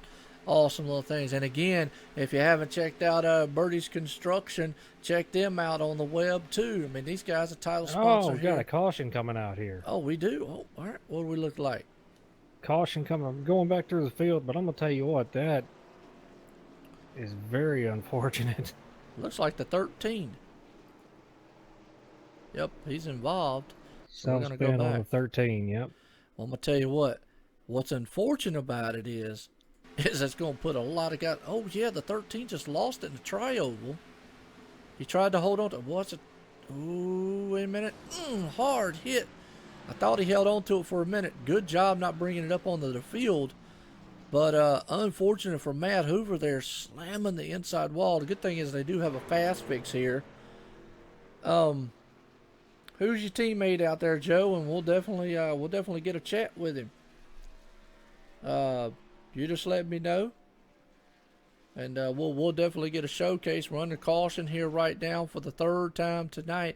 Now, here's what I was about to say: is what's the unfortunate part? A lot of these guys are a lap down, got caught a lap down. They are, but 89, is going to get to come down pit road here. So he was just getting ready to come down pit road. He started slowing up, and then the caution came out. He wisely went back out and started going around. So, man, worked in his favor big time. Pay that man, get him a lottery ticket. I'm gonna tell you what. Yeah, he deserves some good breaks his way, though.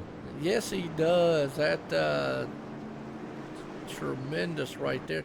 We're just gonna have to see what it does to this field here, because man, I tell you, pit road's gonna be a very busy place. So we'll go back here to that pit road cam just again. So we're gonna watch a lot of these drivers come in and come out, as they're gonna definitely get 4 tires and fuel. And like I say, Joe, if you let me know who your teammate is out there, we sure will try to get him out here and chat with him. As we're watching a lot of yellow flag under here, and what you notice is the problem with this yellow flag is it caught a lot of good drivers a lap down. Tyler Justice being one of them. Matt Hoover, unfortunately, in there. William L., Kenneth Jans, Andrew, Jason, Bradley Wilson, Corey Walters. Talk about a strategy that paid off for Spence Thompson. Yes, it did. Staying out like that. I questioned it, and I said, he stayed out too late. I knew why he was staying out, but, we saw such a long green flag run there. I wasn't expecting that, but definitely very lucky. Good. You can call it strategy play, but we all know it's luck. Yeah. All right, well, I'll tell you what, Joe says William Smith, that's his teammate, so let's see if we can't get a word in with him. Unfortunately, sitting 21st right now, and see what it looks like here. Yeah. William Smith, this is Joe White in the booth. You got a copy? Yeah, Joe, what's going on, bud?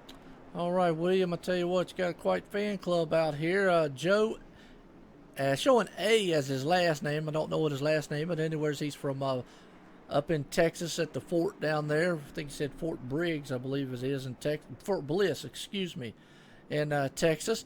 He wanted to get a word here with you here and say, hey, looking pretty good out there. Now, I don't know if you got caught with that green flag stop there and got caught a lap down because of the caution, but nonetheless, how's the truck feeling tonight? Yeah, I got caught there. Truck feels pretty good. Just not quite as fast as some of these cats up front, though. They're got a lot of fast guys here, so. But it's good to hear from Joseph. That's Joseph Andahar. He's getting ready to deploy to the Middle East, I think. Oh, okay. Well, I tell you what, as always, we appreciate the service of all guys out there, young and old, and we definitely appreciate it. But looking good out there. Looks like you got all the fenders on that machine out there tonight. So, nonetheless, try to keep them on, bring them home here, and see what you got going on. Thank you, sir. I appreciate it. I'll do my best. Not a problem. Good deal. And like I always say to all drivers out there, looking good. I tell you, that was a long green flag run, folks. And if Bradley Wilson, if you're listening, and Michael listening, if you're not happy with that race right there, I don't know what you're looking for, because it was exciting, action-packed racing, long green flag, door to door. They were beating and banging, and man, it was exciting from up here. Loving every minute of it. Guys, keep it up. And we'll see you at the end here. Well, I tell you what, right there you go. You got a little word in with William. He says got a lot of fast guys here, so he don't know what to expect. Well, you don't. You get some things going here, these long green flag runs, and everybody's got different strategies. Some people want to pit early so they can play catch up. Some of them want to stay out as late as they can and try to trap some guys. But looks like we got some more cars on the lead lap here. So William will be back on the lead lap. They all got the good wave around there. So looks like we've got 20 cars, if I'm correct. 20 cars on the lead lap. Absolutely. Kenneth John's the last man there. And Jason, hey, what's going on? Jason Allison, folks, I tell you, great guy out there. What's going on? Dre was in the booth here. Or he was actually in the chat. So we go back to Green Flag Racing here, folks. And right now, Kevin Stradberg, the man out front with Spence Thompson right there. Man, I tell you, he got a good jump. And you know, that's what we're going to see. The leader has control here, so he's definitely going to get a good shot going off. And right now, as we see again, we had a long green flag. But remember when these guys were on good tires, John? Boy, the racing that they were putting on. Yeah, and you're going to see the leader get up front like what you were saying there, where they've got control. The second place car doesn't want to be trapped on the outside on new tires.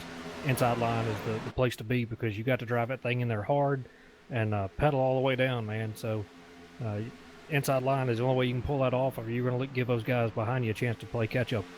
Well, absolutely. Right now we're seeing that Joseph in the number 42 machine. We know that guy loves to drive the wheels off of it. Man, I tell you, it is awesome. Jason out there saying he probably fell asleep. I hear you. Well, he was in the chat earlier, chatting up a cool breeze. Haven't heard from him, hadn't seen him chat or type anything. You might want to hit him up on Facebook. That's usually he'll reply to you on the messenger or whatnot. But man, I tell you right now, we're back at it again. That's all I can say, John, is these guys are back at just on each other's deck lids and just right beside, they probably getting out trying to knock on each other's side doors, going knock, hello, I'm right here beside of you, as they are tooth and nail, door to door. Yeah, absolutely. 42 Joseph Stafford right now. Looks like he's running in third position, I believe it is. He is third, fourth actually. Third or fourth right there. You got the 43 of Craig Lerman, behind him. 89 of Spence Thompson there. 42 is going on the inside there. So great job by him. But restarts right now, Joe. That's where you want to make up all the spots you can. Absolutely. Well, I'll tell you what, we got these trucks in a pack right here. You know it, man, what time it is, lap 73 of 130. Let's bring out the speed cam here and see what these trucks feel like, sound like on this track. Las Vegas Speedway, folks, that are Bertie's Construction Monday Night Thunder. Let's break out the speed cam and let you hear for a couple laps here. Speed cam.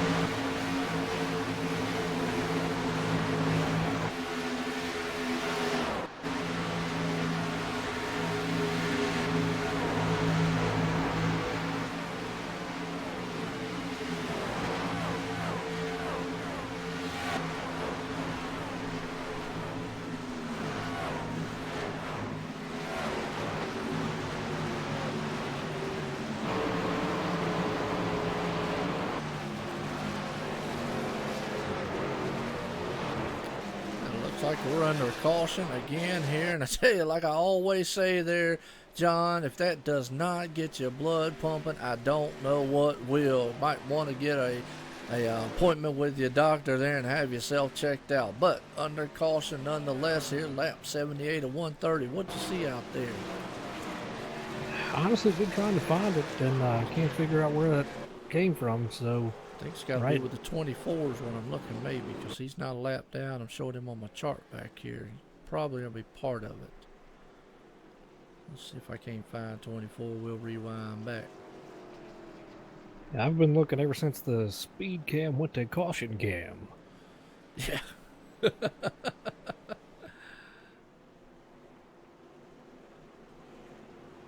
trying to find the 24 car.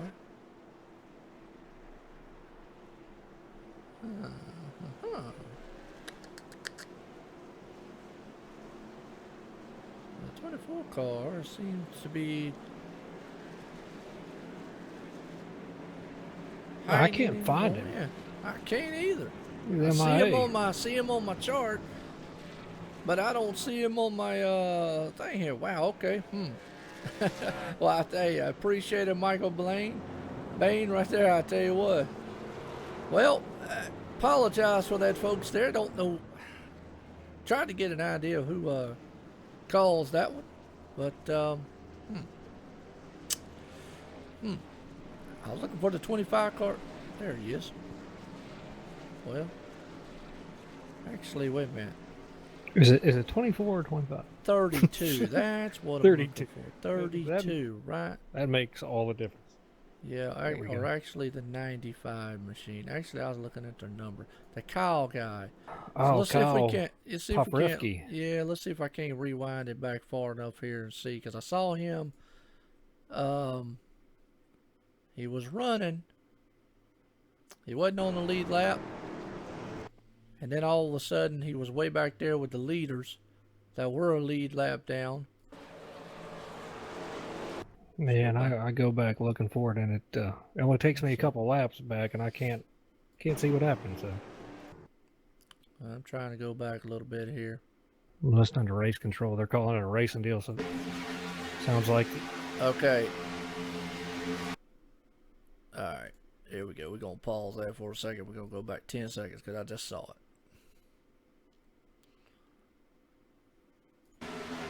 And it actually looked like it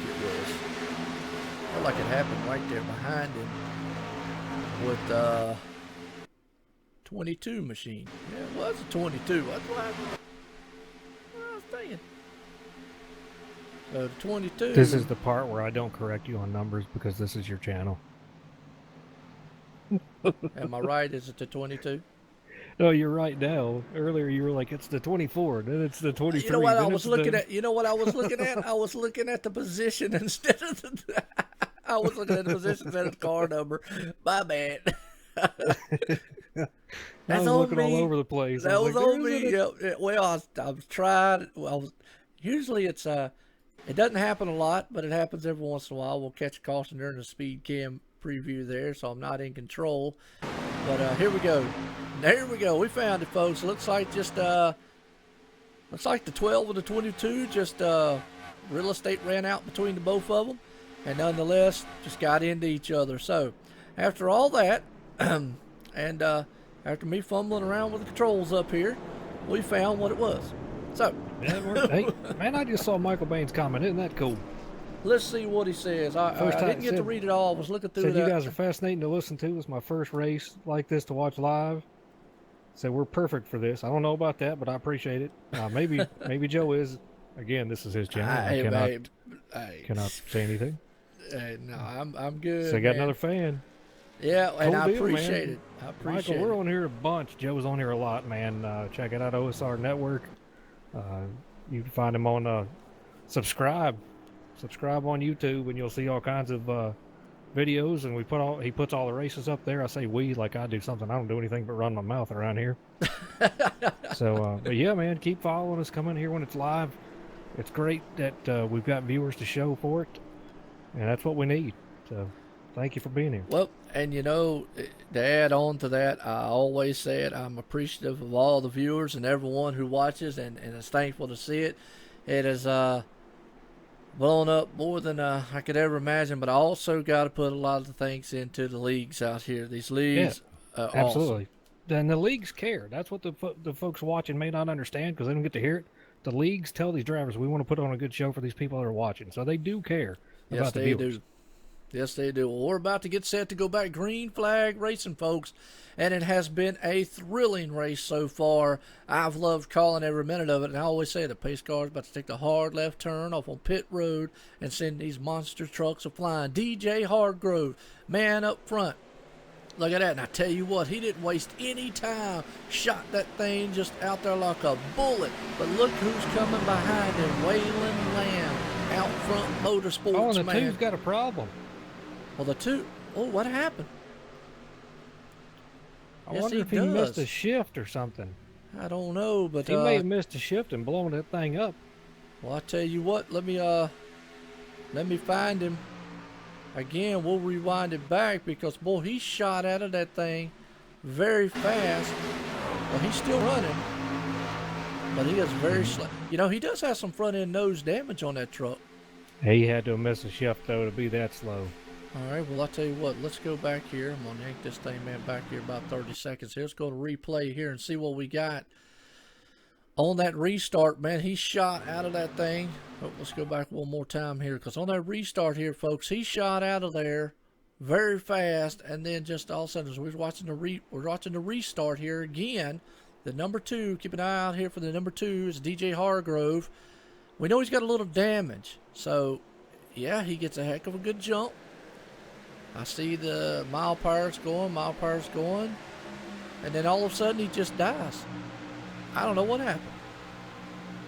Wow. Howard, I'd say he missed the shift there and got it stuck in neutral. Must have, because he's back up under power now, and he's flying down through, currently in the 15th spot there, in a heck of a hornet's nest, battling back there. Now up front, Waylon Lamb has taken back point again with the out front motorsports machine. But behind them, those guys are just battling it out. Now here's what we got to say. This right here is getting down to the nitty-gritty of the business, so to speak, because these guys have had patience all race long. Now we're going to start seeing who can bring these machines to the front and fire back here. Absolutely. We got that man in the 96, Eric Teska, sitting back here in 10th place. That's the man that knows how to take care of his equipment there. So, see, if your favorite driver, you ought to put your name on his car since he's your favorite driver. Well, hey, I ain't got to pull for Eric. I've known Eric since last season, and which a lot of these guys here I've known. I mean, I can't take anything away from any of the other drivers. Spence, David Levine, Bradley. Oh, man, there's so darn many of them out here. Just can't say or name them all, but... you tell some of them, though, they got to be up at 3 and 4 a.m. in the morning to race, and they're going to tell you they're going to be asleep, but Eric Teska is up in the Netherlands, and he's up at 4 in the morning right now, putting it on them. Well, absolutely. I'm just wondering, it must be that cold in the Netherlands for him to stay up. He must keep his windows open, and he's got icebergs growing, man, out the top of his chandelier. But nonetheless, he is definitely trying to bring that machine to the front, sitting currently in 10th, and we know how he operates. But he got a battle going on, and look who's coming up there again. He took and tried to slap the wall down and rearranged it earlier, that number 7 of Tyler Justice. Right now, though, he is sitting right there in the 5th spot saying, fellas, move out the way. Hey, you got the Traxxas machine in front of you. You can go play with your RC car in the infield. I'm out here trying to race right now. And Tyler's doing what he's doing, man. He's putting it on him, trying to come up through the field here. Got that 19 of Mike Bruno in front of him. He's been fast all night long. Kevin Strandberg in front of them. I know we haven't said a whole lot about Kevin, but he had to lead there for a little while. Been up here in the top 5, so great job by him tonight. Blake Neese back up front. Waylon Lamb staying up front like he always does. But, man, I got to tell you, I'm pulling for Tyler to have a good finish here tonight. I wish he could pull this thing off. We've seen him run well a couple times and then have some incidents happen at the end. Yes, he is right there. Right now, he is looking very good in the 5th spot, trying to pick where he needs to go. He's saying, hey, look, guys, you might be out front motorsports, you might be in the Traxxas machine, but one of you guys need to move out the way because I am trying to get up to the front here. You got one in here, man, playing around with the RC car. The other one out here thinking he's just going to go flying to the front somewhere. He's like, wait a minute.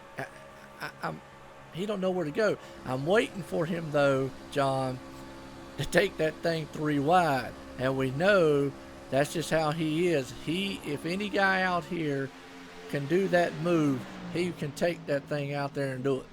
Definitely can, as we're under caution here. Under caution again, so let's see what we got. Big wreck from what I'm hearing. The race control cycling through to see what we got. Okay. The 4.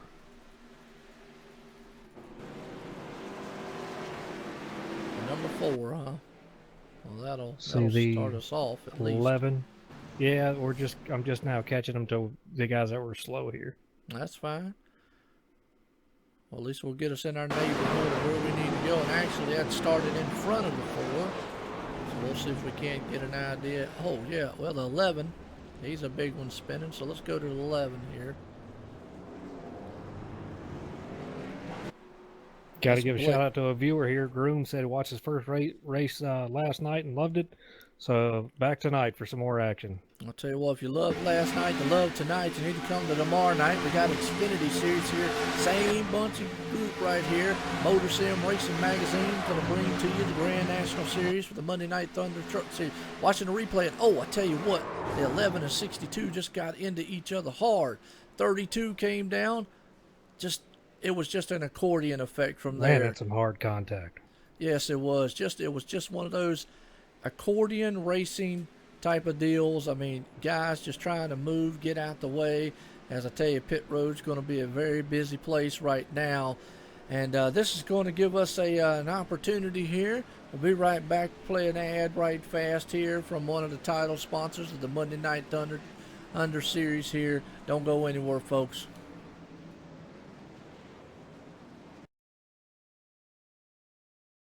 Drivers, start your reading. Motor Sim Racing Magazine is the first and only magazine dedicated to sim racing. Every month we'll be covering the hot topics around the world of sim racing. So if you're looking to be in the know, go to www.motorsimsracing.com. You will find articles from your favorite drivers, leagues, and other prominent people in the sim racing community. Want an update of your favorite league? We got it. Want to learn the basics on finding a perfect league for you? We got it. Want to know more about how leagues are run? We got it. So remember, when you want to know what's going on in the sim racing world, go to www.motorsimracing.com.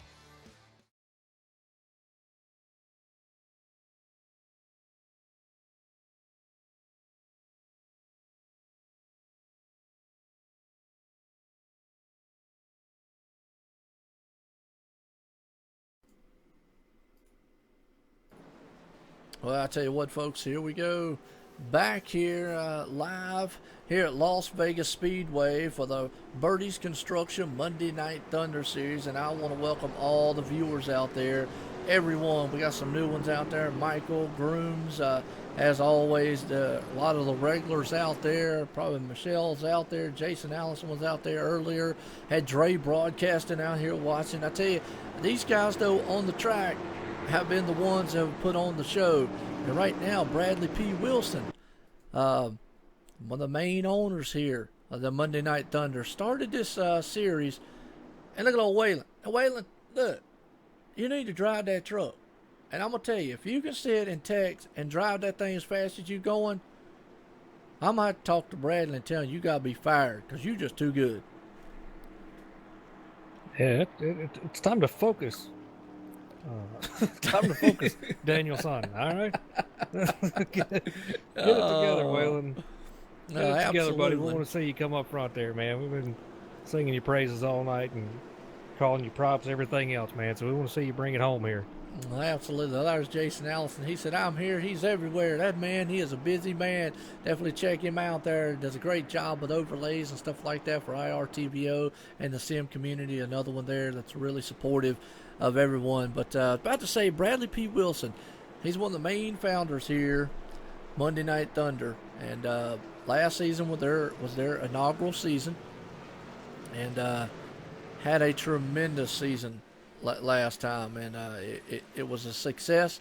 They brought it in here. Now they have 3 series, which is the ARCA, the truck, and the Xfinity here, and has made the most of it. And it has been tremendous. It had title sponsors on them, like tonight, the Bertie's Construction, and tomorrow night, the Motor Sim Racing magazine.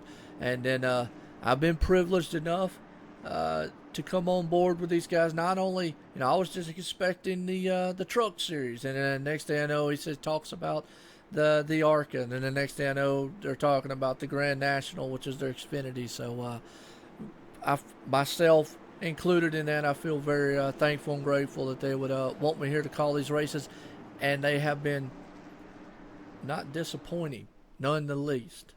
No, a great group of guys there, and it says a lot about them to come in here last year doing this. They've grown exponentially. Let me race with them last night. They were super cool, super professional, very awesome group of individuals here. Absolutely. Going back green. We are about to go green flag racing again here, folks. And as like the old man would say, or the guy out there, Chris Harvey would say, I tell you what, the intensity is about to get heated up here. And I always like to say, yeah, they're about to skyrocket past the moon into the sun. And we're about to see these guys. Look at Bradley Wilson shoot out there up front. But behind him, Kevin Stradborough and Blake Neese right there, Joseph Stanford. Now, we know that's another guy who would drive the lug nuts right off the side of a truck, man, to try to get it up front. How about Brad Wilson saying, I'm going to leave you guys in the dust for once? Absolutely. Well, you know what? And that's another guy that we need to speak of who would love to see some good fortune. He always seems like he's got some fast trucks, just can't get the good qualifying and just can't seem to get the luck or put in the right place at the right time. Right now, definitely looking very good at lap 96. But boy, I tell you what, behind him, he's got a lot of hungry lines back there as they are almost ready to go 2 wide, 3 wide behind him. Look at Joseph all over the back. Mike T. Bruno, and there again, you got to look at number 7, and then the defending champ. Oh, man, these trucks, wow. That's all I got to say is, wow, look at them. Oh, Waylon cut the nose of the 42 off right there. Absolutely. We're going to see these guys get a lot more aggressive here. A lot less give and take as we see Brad Wilson move up the track here. He's going to fall back a little bit. Back in here to 3rd, 4th position. Got the 50 fighting for 4th. As they're going to go 2 by 2 behind them, Joe. These guys are going to be putting it all out on the line here. Yeah, they are right here out the back door of deck lid there of Waylon Lamb. He's looking out the back saying, look, guys, what's going on? I'm taking it to the front. Nonetheless, up front, Blake Neese right there trying to battle for everything he's got to clear. He does. Clears the number 68 machine of Kevin. Now, look, Waylon Lamb's trying to bring that. You said focus. He's focusing. Look at that, John. He's focusing on bringing that out front motorsports to the front. He's got Joseph, though, behind him. And look, that number 7 machine says, hey, how you doing? I'm coming to the front. Then Mr. RC man himself in the Traxxas, Mike T. Bruno there. He's trying to bring that truck man to the front with him also. I tell you, I don't know who's going to win this one. It's just a slew of trucks, and they're all you can just feel the intensity starting to build. I'll tell you what, man, Tyler Justice just coming up through here right now. He's on the back of that 50 away the Lamb, who is really taking some aggressive lines and driving up through there very hard. We're going to see Tyler continue to push it here. He's not going to back down one single lap. Tyler pushes it as hard as he can all the time. We got the 68 of Strandberg right behind Blake Neese right now. Maybe just trying to size him up a little bit and see if he's going to slip up somewhere as 18's starting to go down and use that apron and shoot off down into 1 and 2. Yeah, he is trying to get the shortest route around this track, I guess is the way you'd have to look at it right now. These guys are single file, nose to nose, looking like, or nose to tail, excuse me. They're looking like, there's nose to nose. That would not be very good. But nonetheless, right there, we're looking at that number 7, looking on the inside of Waylon Lamb. They are door to door, heading out of the turn right there as they're heading down here at lap 101 of 130. Folks, got 29 more laps to go here to decide this one at Las Vegas Speedway tonight. Absolutely got Blake creating a little bit of space here between him and Strandberg. Waylon Lamb still in 3rd, Tyler Justice in 4th. These guys are just kind of lined up a little bit, and they're going to wait and see what happens here. So we're on 101. Still a ways to go, but look back further in the field. I guess some 2x2 racing. There's a 43s inside the 16 to Aaron Friend. That 43 truck of Craig Lerman trying to take that spot away, Joe. Yeah, he is right there. That's Aaron Friend. That's actually the teammate there of Waylon Lamb. As we're watching them guys, they're door to door, and right behind them, nose to tail, door to door in front of them up there. That's a lot of action going on this track, and I tell you, wow, this is what happens when you get these guys on good tires. It produces this kind of racing. As we look back up there, up in second spot, look, Tyler Justice moves into the third right here, like you said, back here with Craig and them. These guys are stacked up. Looks like a bunch of angry bees, man, just flying everywhere. They're going to fan out when they go through that tri-oval. It's just an awesome shot. Absolutely. Got that 50 right here running forward, right on the outside of Tyler. Man, they almost came together. I was expecting something to happen there. Yeah, it is right there, the number 50. And these two guys up there are not giving up. Look, Out Front Motorsports versus a Mr. I can't really read what he's got on that thing. It says Mr. Something is what I'm seeing. And that would be Tyler Justice. If I can kind of get to him, maybe I can see. Go to the chase cam here and just see if I can't see what he's got plastered to the back end. What is that? Pass with class. Okay. Well, I guess I'm going to say he is passing them with class, because he has definitely passed a lot of trucks tonight. Yeah, doing what he does right now. He comes up through the field, but like I said, don't want to jinx him. Knocking on my wood table over here that he can have a good finish here in this race, but he definitely needs one as well. We got some guys running up front tonight that need some good finishes here. Got Spence Thompson back in that 89. Joseph Stafford had a good race there before, so Mike Bruno up front again. Tyler Justice, though, man, he's got to pull one off for me. He runs it hard and he runs it fast every single time, but we got to finish out a race here.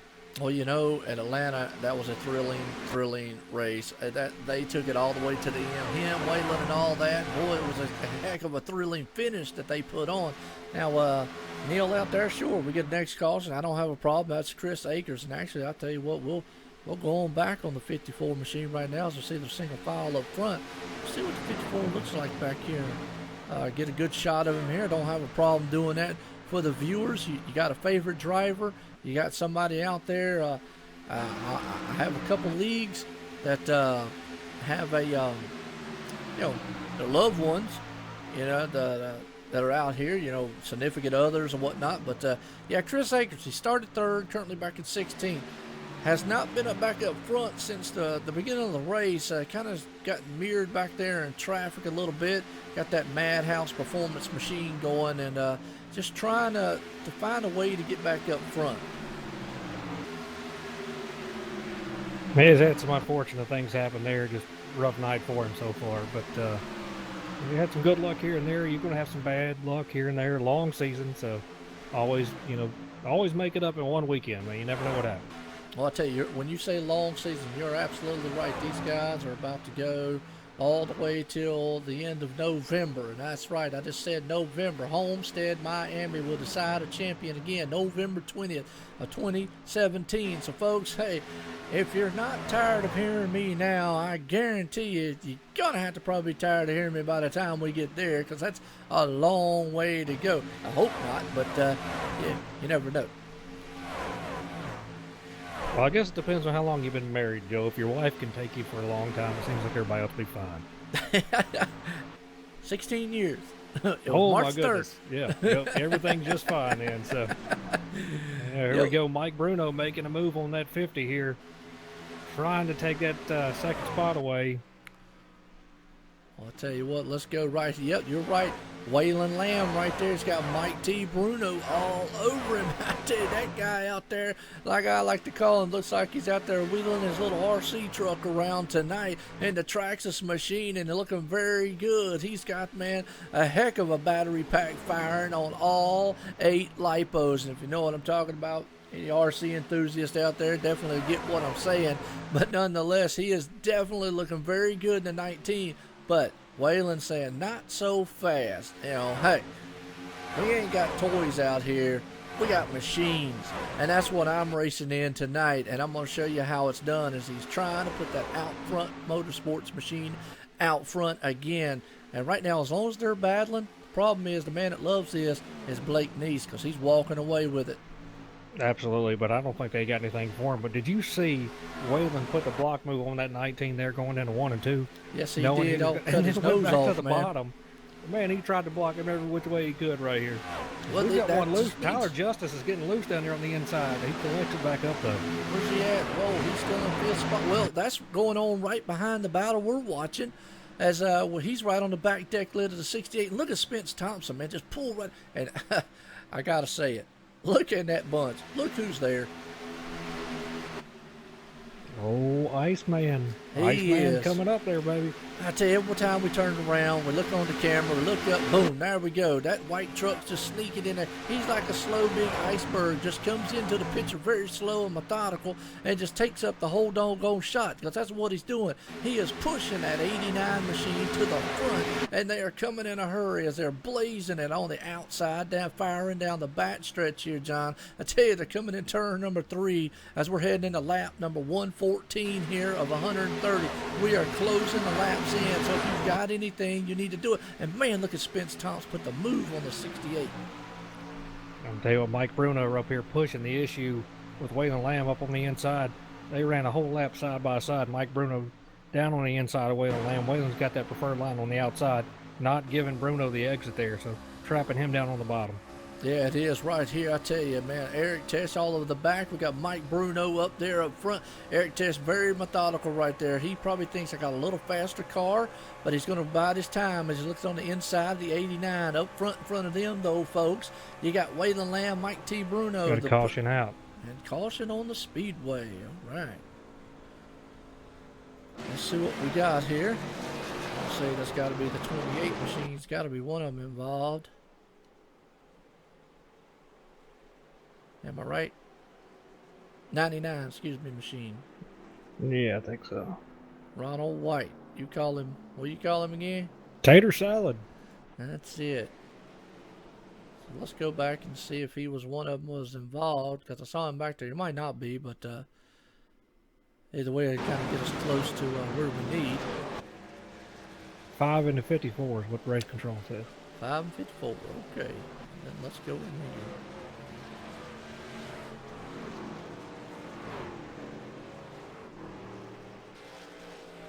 There's Yeah. 5.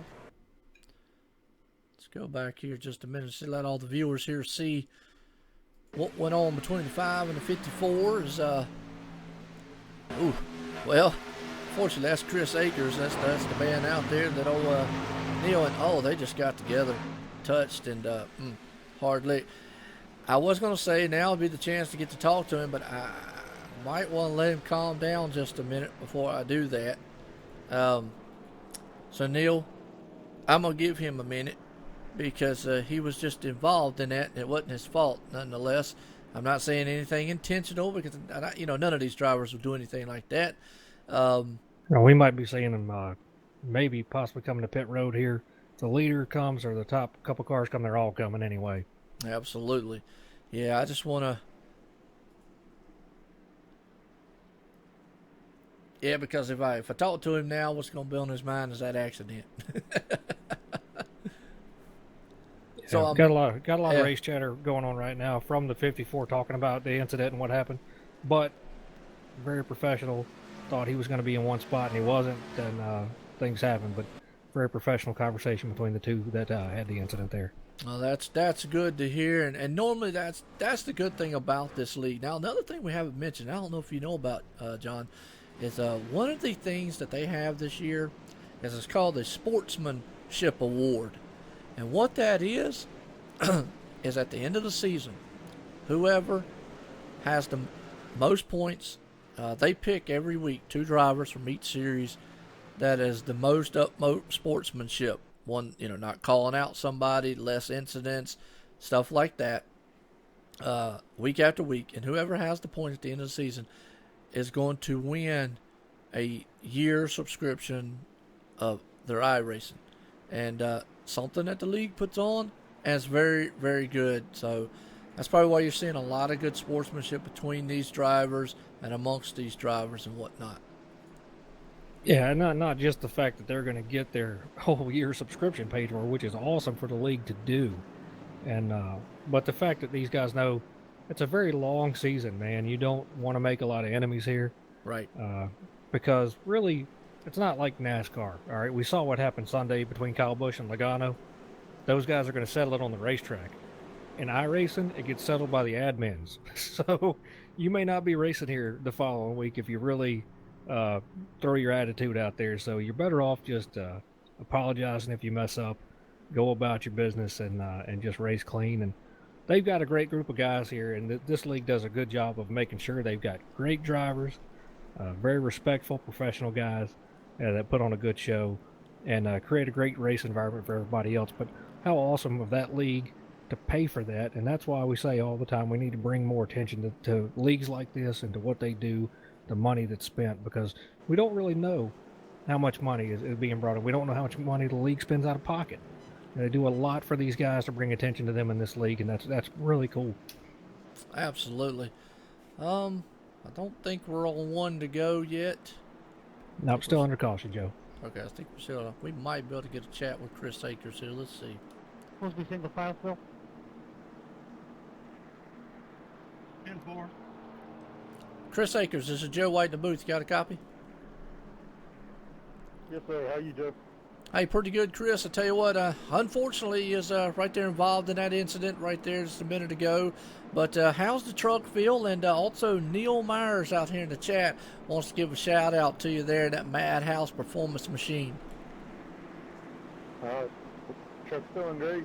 Couldn't ask for a better truck tonight. It's pretty fast on that last run there.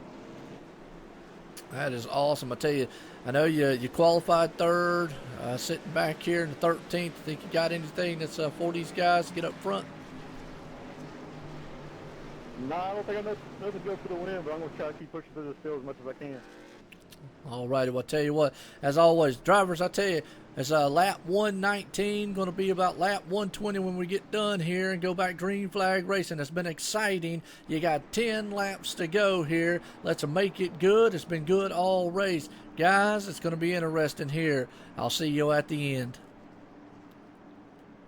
I'll tell you what, there you go, John. I know he says he doesn't know if he's got anything to get up there right there. Man, Yeah, we'll see. We got an update from Waylon Lamb in the chat here. Said he took 2 tires. We'll see how that works out for him. Man, yeah. Well, now's the time. I won't say now's the time to do it, but I guess if you're going to do it, why not? I mean, you got nothing to lose. Well, besides losing the race, but well, it's not a bad play though, Joe, because the tires don't fall off as much. I know we're going back green, and we'll touch on that in a minute. I'll be quiet so you can get the call going back to green flag race. Well, the pace car's coming in, and we're going to see what it's going to be like when he heads off into turn number 1. As we're watching these machines, they're going to come firing all past the start-finish line. So Waylon Lamb's going to send them out. Blake Neese is going to be right there, and Mike T. Bruno and company. And look at these guys fan 3 wide already. They understand 10 laps to go at this point here now. Waylon Lamb out front there, like you said. We're going to watch. If he can get a good run out there, get out there and run his line, his groove, it's going to be up to those drivers behind him to get around him.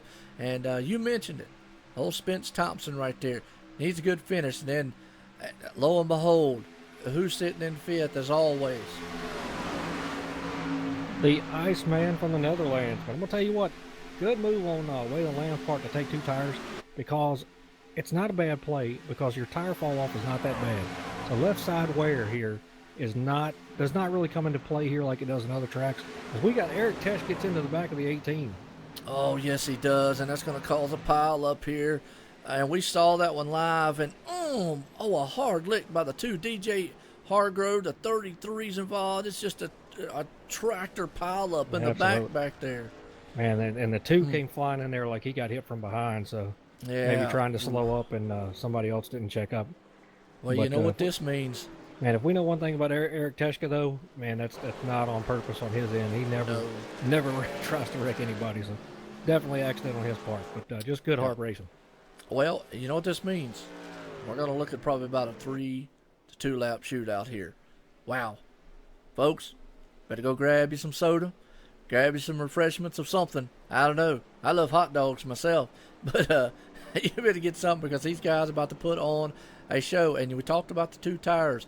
This is definitely what Waylon wants to see with 2 tires, because now he doesn't have to run those 2 tires the whole entire 10 laps. He can cool them down and then run them hard for at least a couple laps here and hold on to this thing and see if he can't bring it home tonight.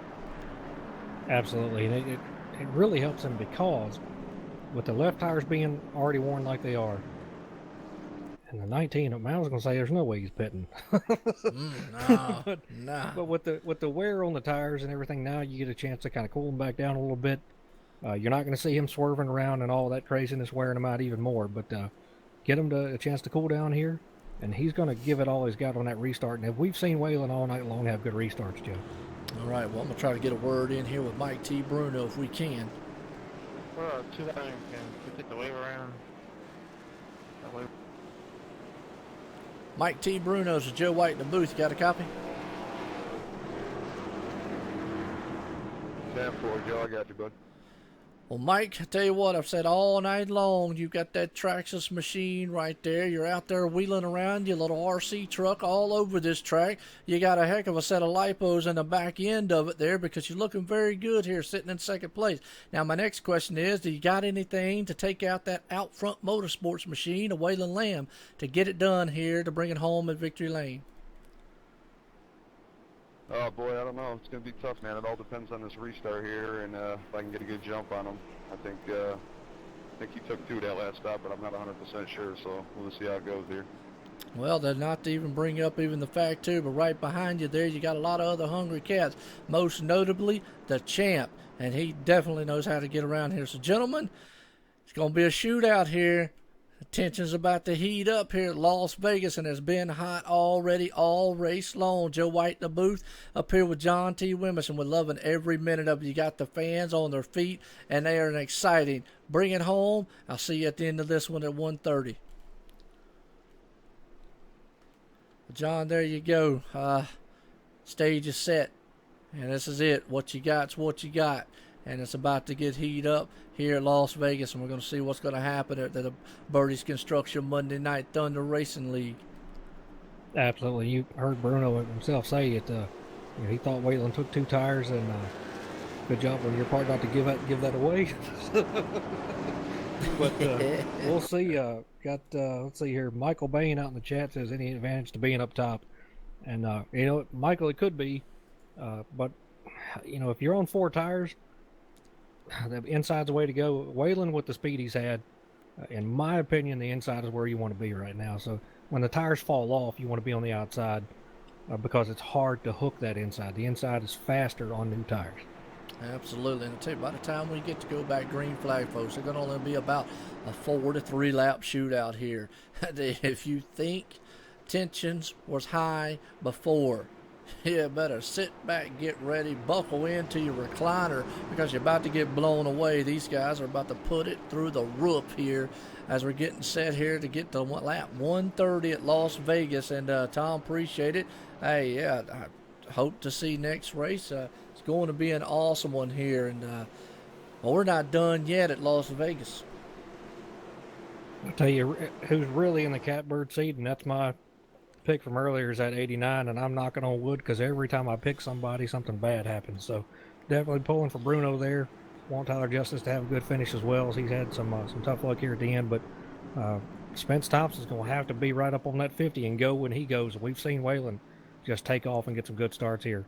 You're right. 4 laps is going to decide this one when they cross that line for the green flag. And I tell you, unfortunately, Eric Tess, he took full responsibility on that one, got the EOL, and is back in 26. So pretty much night's done on his end, just looking to bring it home in one piece. But good sportsmanship on his end there nonetheless. Can Waylon Lamb bring that machine home tonight? Can the champ pull it off? Or can the RC man out there himself, Mike T. Bruno? Who knows? We're going to find out here shortly. Tell you what, Waylon gets a good start like he does. The only thing is he doesn't want to get too far out front because it kind of leaves you in a sitting duck position where the guys get up around you on the outside there. If they can, side draft, take out air away from you. So we'll see what happens here. It's going to be very interesting, but see what kind of start he gets and see what Spence Thompson does. Yes, he does. Pace car's going to take that hard left turn off on the pit road and send these monster trucks a-flying, folks, for hopefully the final time here tonight. Waylon Lamb's going to need the start of his life to get that machine, and he does. He's gone. And right there, Mike T. Bruno and Spence Thompson door to door heading into turn number 1, and they are stacked up behind them. But I tell you, look at Tyler Justice says, hey, hold on a minute, gentlemen. I ain't done yet. It ain't over with as we're coming here. 4 laps to go. Number 7, and look at the champ is on his way to the top. 89 of Spence Thompson just putting it to him, knows that Tyler's coming, moves to that bottom line to block Tyler to keep him from fighting in on that inside position. But Tyler did a great job here diving inside that 19 to Mike T. Bruno. We got the 89 and the 7, man, bumper to bumper here, trying to catch up to that 50 of Waylon Lamb. Yeah, they are, and I tell you, right there in the back part, they were 4 wide all the way back in the back there. But this is what Waylon wants to see, them battling. He needs to see Spence Thompson give the number 7 all he can. But the unfortunate side to that is the number 7. Oh, we got a truck spinning. A caution comes out now. It's over with. And that is it. I saw the truck in the back there, folks, and you got it. Boy, I tell you, if you would have waited to the end, I got a feeling the 7 probably could have ran down Waylon Lamb, but nonetheless, he held on to it, folks. And let's go back here and see what happened in the back. We saw it back there in the back on the far view. Truck kind of lost it coming out of turn number 2. It came right back up on the track and just nailed him. But you see what happened back there, John? I believe it was a 34. 34. Let's go back and see. Whew. Wow. That's all I got to say to that finish. And I know that man up front is going to be one happy camper because he did one heck of a race out there, folks. I'm loving every, 34 machine. He was involved. I saw the truck spin. They were coming out of there. They were 2 deep right there, 3 wide behind him. Boy, I tell you, nobody told these guys to hold it. Yep, he caught the apron. When he caught the apron, that truck just lost it. Man, I tell you, an excellent job for everybody to miss him. Nobody hit him. Wow, that was awesome. Unfortunately, when he's up there, iracing triggered the caution, and it was all she wrote. But the number 50 machine right there, Waylon Lamb held on, and yes, Mike, he took 2 tires. So there you go. Cat's out of the bag. Yep, he would have known that, but congratulations to him. Great job. Good call there with the 2 tires. Caution's definitely played in his favor, obviously. That 7 to Tyler Justice was coming, buddy. I'll tell you right now, he did a great job fighting on the inside for every position he had. Spence Thompson, very classy professional move. Knew that 7 was faster. Listening to the race chatter there, knew Tyler was coming with a head of steam, but great to see Tyler in that number 7 truck there have a good finish finally. He's been running well week after week and always has something happen there at the end. So great to see him and Spence have a good finish here. Mike Bruno, Joseph Stafford, great run by these guys. Very exciting race tonight. Yes, he did. I tell you what, here right there, Michael Bain, definitely a good win there for Waylon. He's going to be one heck of an exciting individual because he's got Out Front Motorsports on the side top of that machine. And I'm going to say he's got the big Carolina State right there on the back. So not only that, hey, he brought the Carolina machine to the front with Out Front Motorsports and brought it home. Now, I will have to say this. If that thing would have played out a little longer, I think Tyler Justice might have blew right on by him because he was coming in a hurry. Folks, so Waylon's got to be going out there on the top of his forehead going, what a race, and thank you for the caution. Yeah, absolutely. It was the best thing that he could have had there. I believe, it's going to be tough for Tyler to get him on the inside, but Tyler was forcing the issue pretty hard there, so he was definitely going to do everything he could to take it from him, but worked out in Waylon Lamb's favor, so great job for him. Good strategy play on his part there, but great to see some of these guys finish up front and have a good run here. Well, you know what? This actually is a replay of Atlanta. Those two was battling. Next thing they got together, And now they're 1-2 again out here, and that's how it's going to be tonight. Woo. And look at Waylon's out in the chat. Woohoo! Yeah, you got it, man. Woo, right there. That's from the Nature Boy from Charlotte, North Carolina. You got it. You are the man tonight with the Out Front Motorsports. You was able to bring it.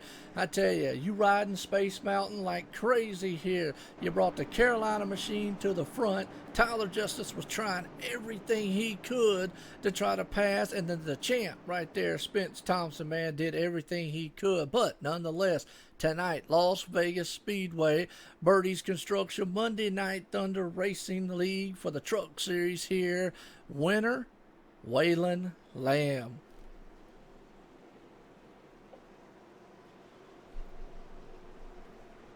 And John speechless. I was looking to see if second and third were in TeamSpeak, because that's the only way I can talk to them. I don't have the race speech that you do.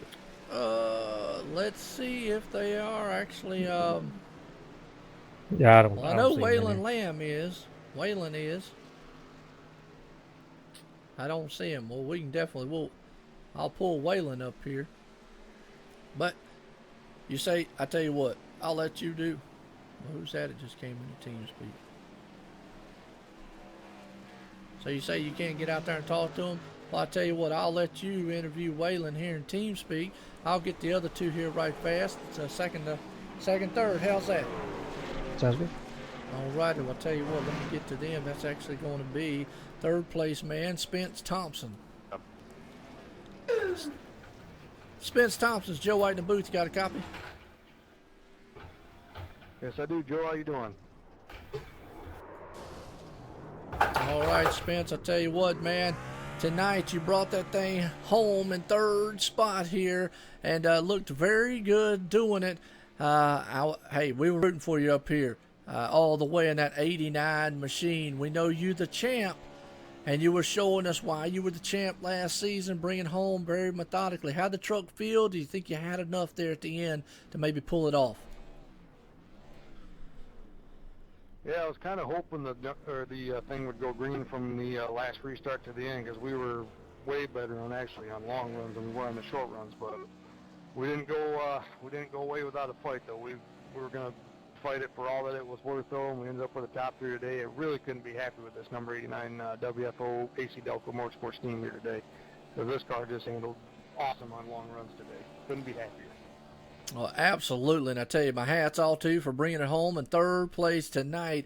I mean, y'all put on a heck of a show right there at the end, so my hat's off again, bringing that thing, number 89 machine, home in third. Congratulations on that, Spence.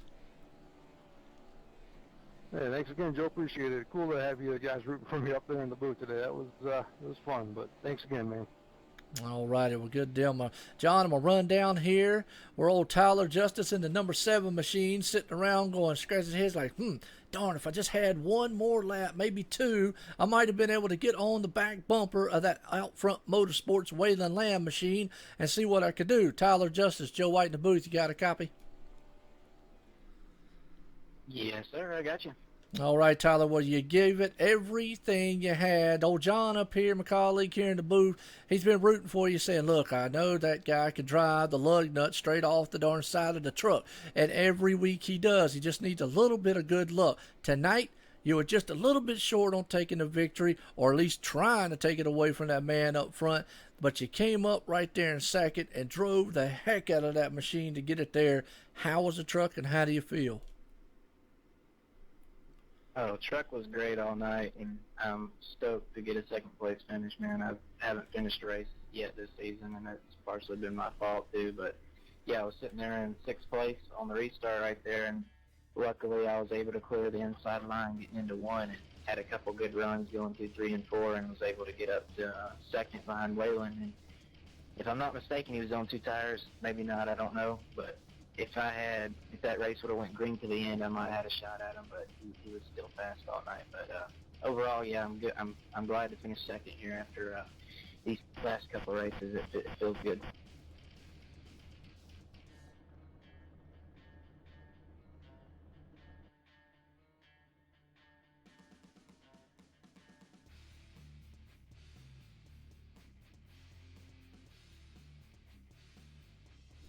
just for every one of you out there, cat's out of the bag. Waylon was on 2 tires there on this last pit stop. Had to say it. But nonetheless, winner tonight, Waylon Lamb. And we're going to pull him up here in team speaking. John T. Whitman's just going to get a word with him.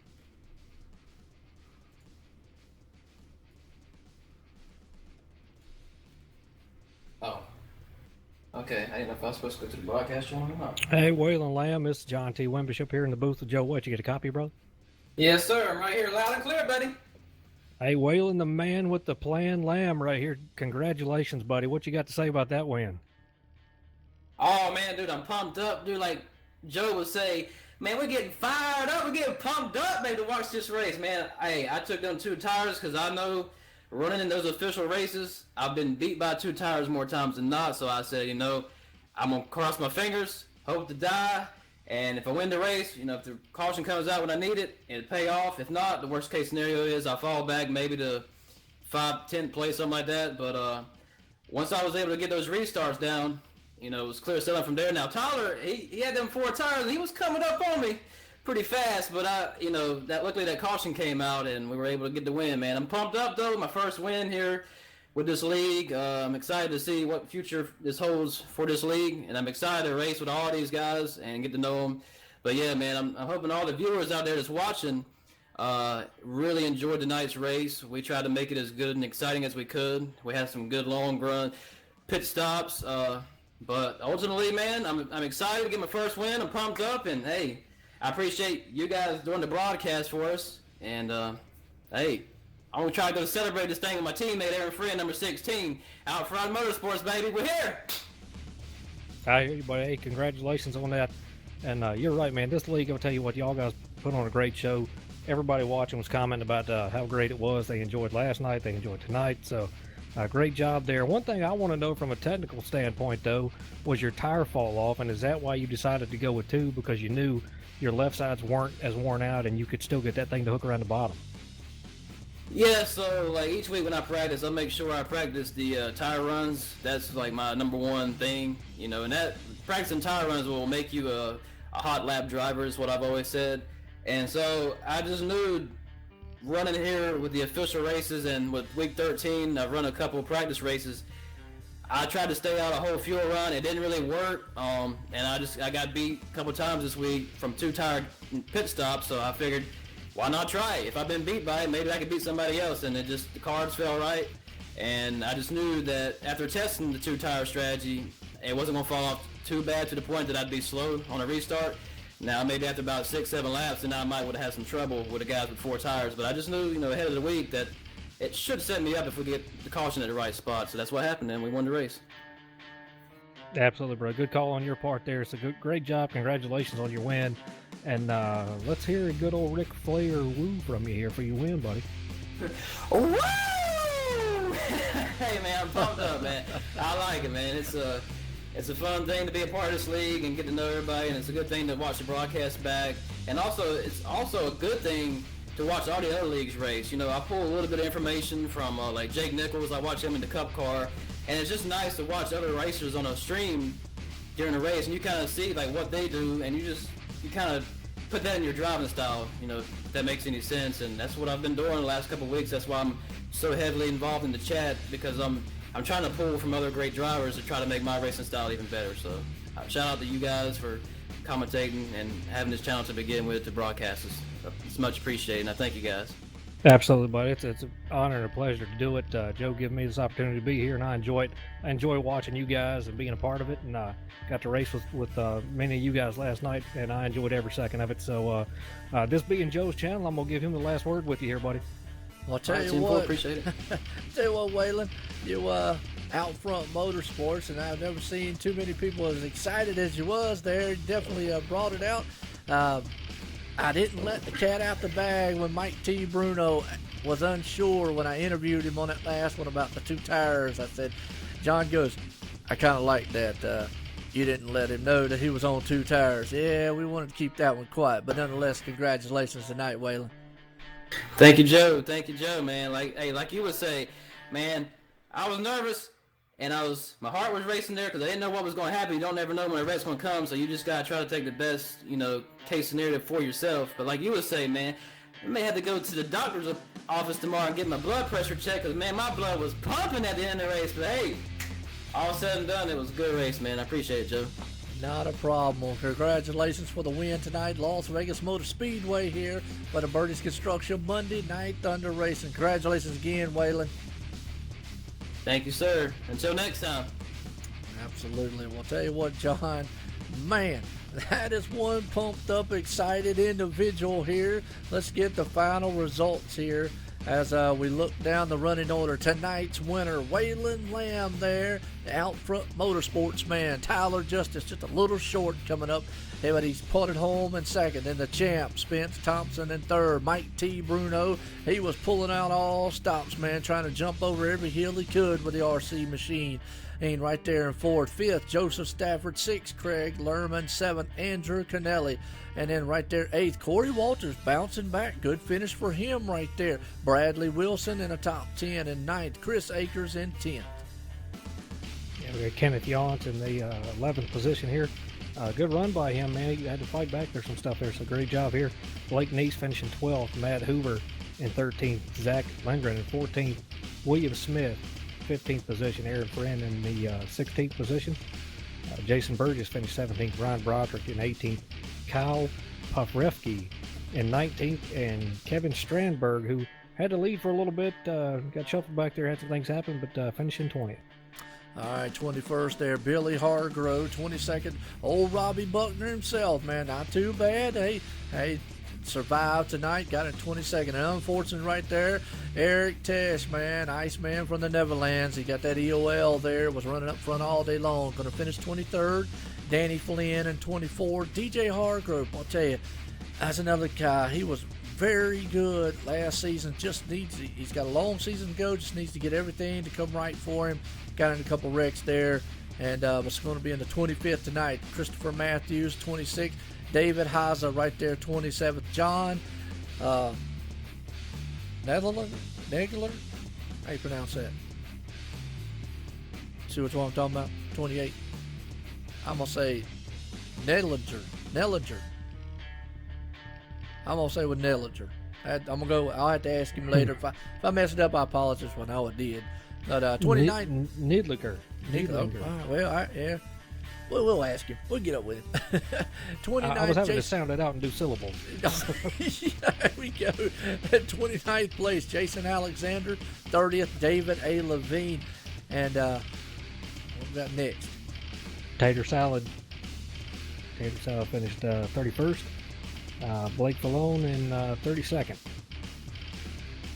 All right, and right there, even though I'm showing the guys on here from 33rd down, they weren't here. Those are the guys that actually missed the show and whatnot. And what a show it was. John, I tell you, like just what Waylon said, as I always say, if you didn't think this one was good, if you didn't think it was exciting, I don't know. Maybe you might need to just go outside and watch some grass grow, because I don't know what's going to be more exciting. These guys put on a thriller here, and I loved it. So, if you love that, wait till tomorrow night. Motor Sims Racing Magazine's Grand National Series here. These guys are going to be tearing it up again in the Xfinity cars. Got any last words, John? Just a great show, as always, with these guys. They did a great job. Not so many cautions. I know we had some there towards the end, but those things are going to happen at the end of the race. That's to be expected. But a great show by them. Once again, shows you how some of the cream rises to the top. Winner started on pole, but Spence Thompson to be back in 20-something position. I lost my screen here because it sent us out, but I think he started 29th or 28th, something like that. But to come up there like he did, Tyler Justice, coming up having a good strong finish. So some guys that needed good finishes got what they needed points wise. Just a great race all around. That league's got a lot to be proud of, and it's a great thing to be a part of. I know you're very excited about it. Somebody that used to be a racer in that league, and now you get to cover them. Man, it's just exciting to watch, and just a pleasure to be here. Once again, I thank you for letting me be a part of it and being here. Just exciting all around, and I can't wait for tomorrow. Absolutely. Well, I'll tell you what, with that note here, congratulations again to Waylon Lamb, the winner tonight here at Las Vegas Motor Speedway, folks. And we will hit up with you tomorrow night here, OSR Network on YouTube. Check us out. If you like this, what you saw tonight, hit the like button out there. Subscribe on if you're not subscribed for more action all this week. But this is Joe White up here in the booth with John T. Wimbus. Until tomorrow night, everyone have a good night. We'll see you then.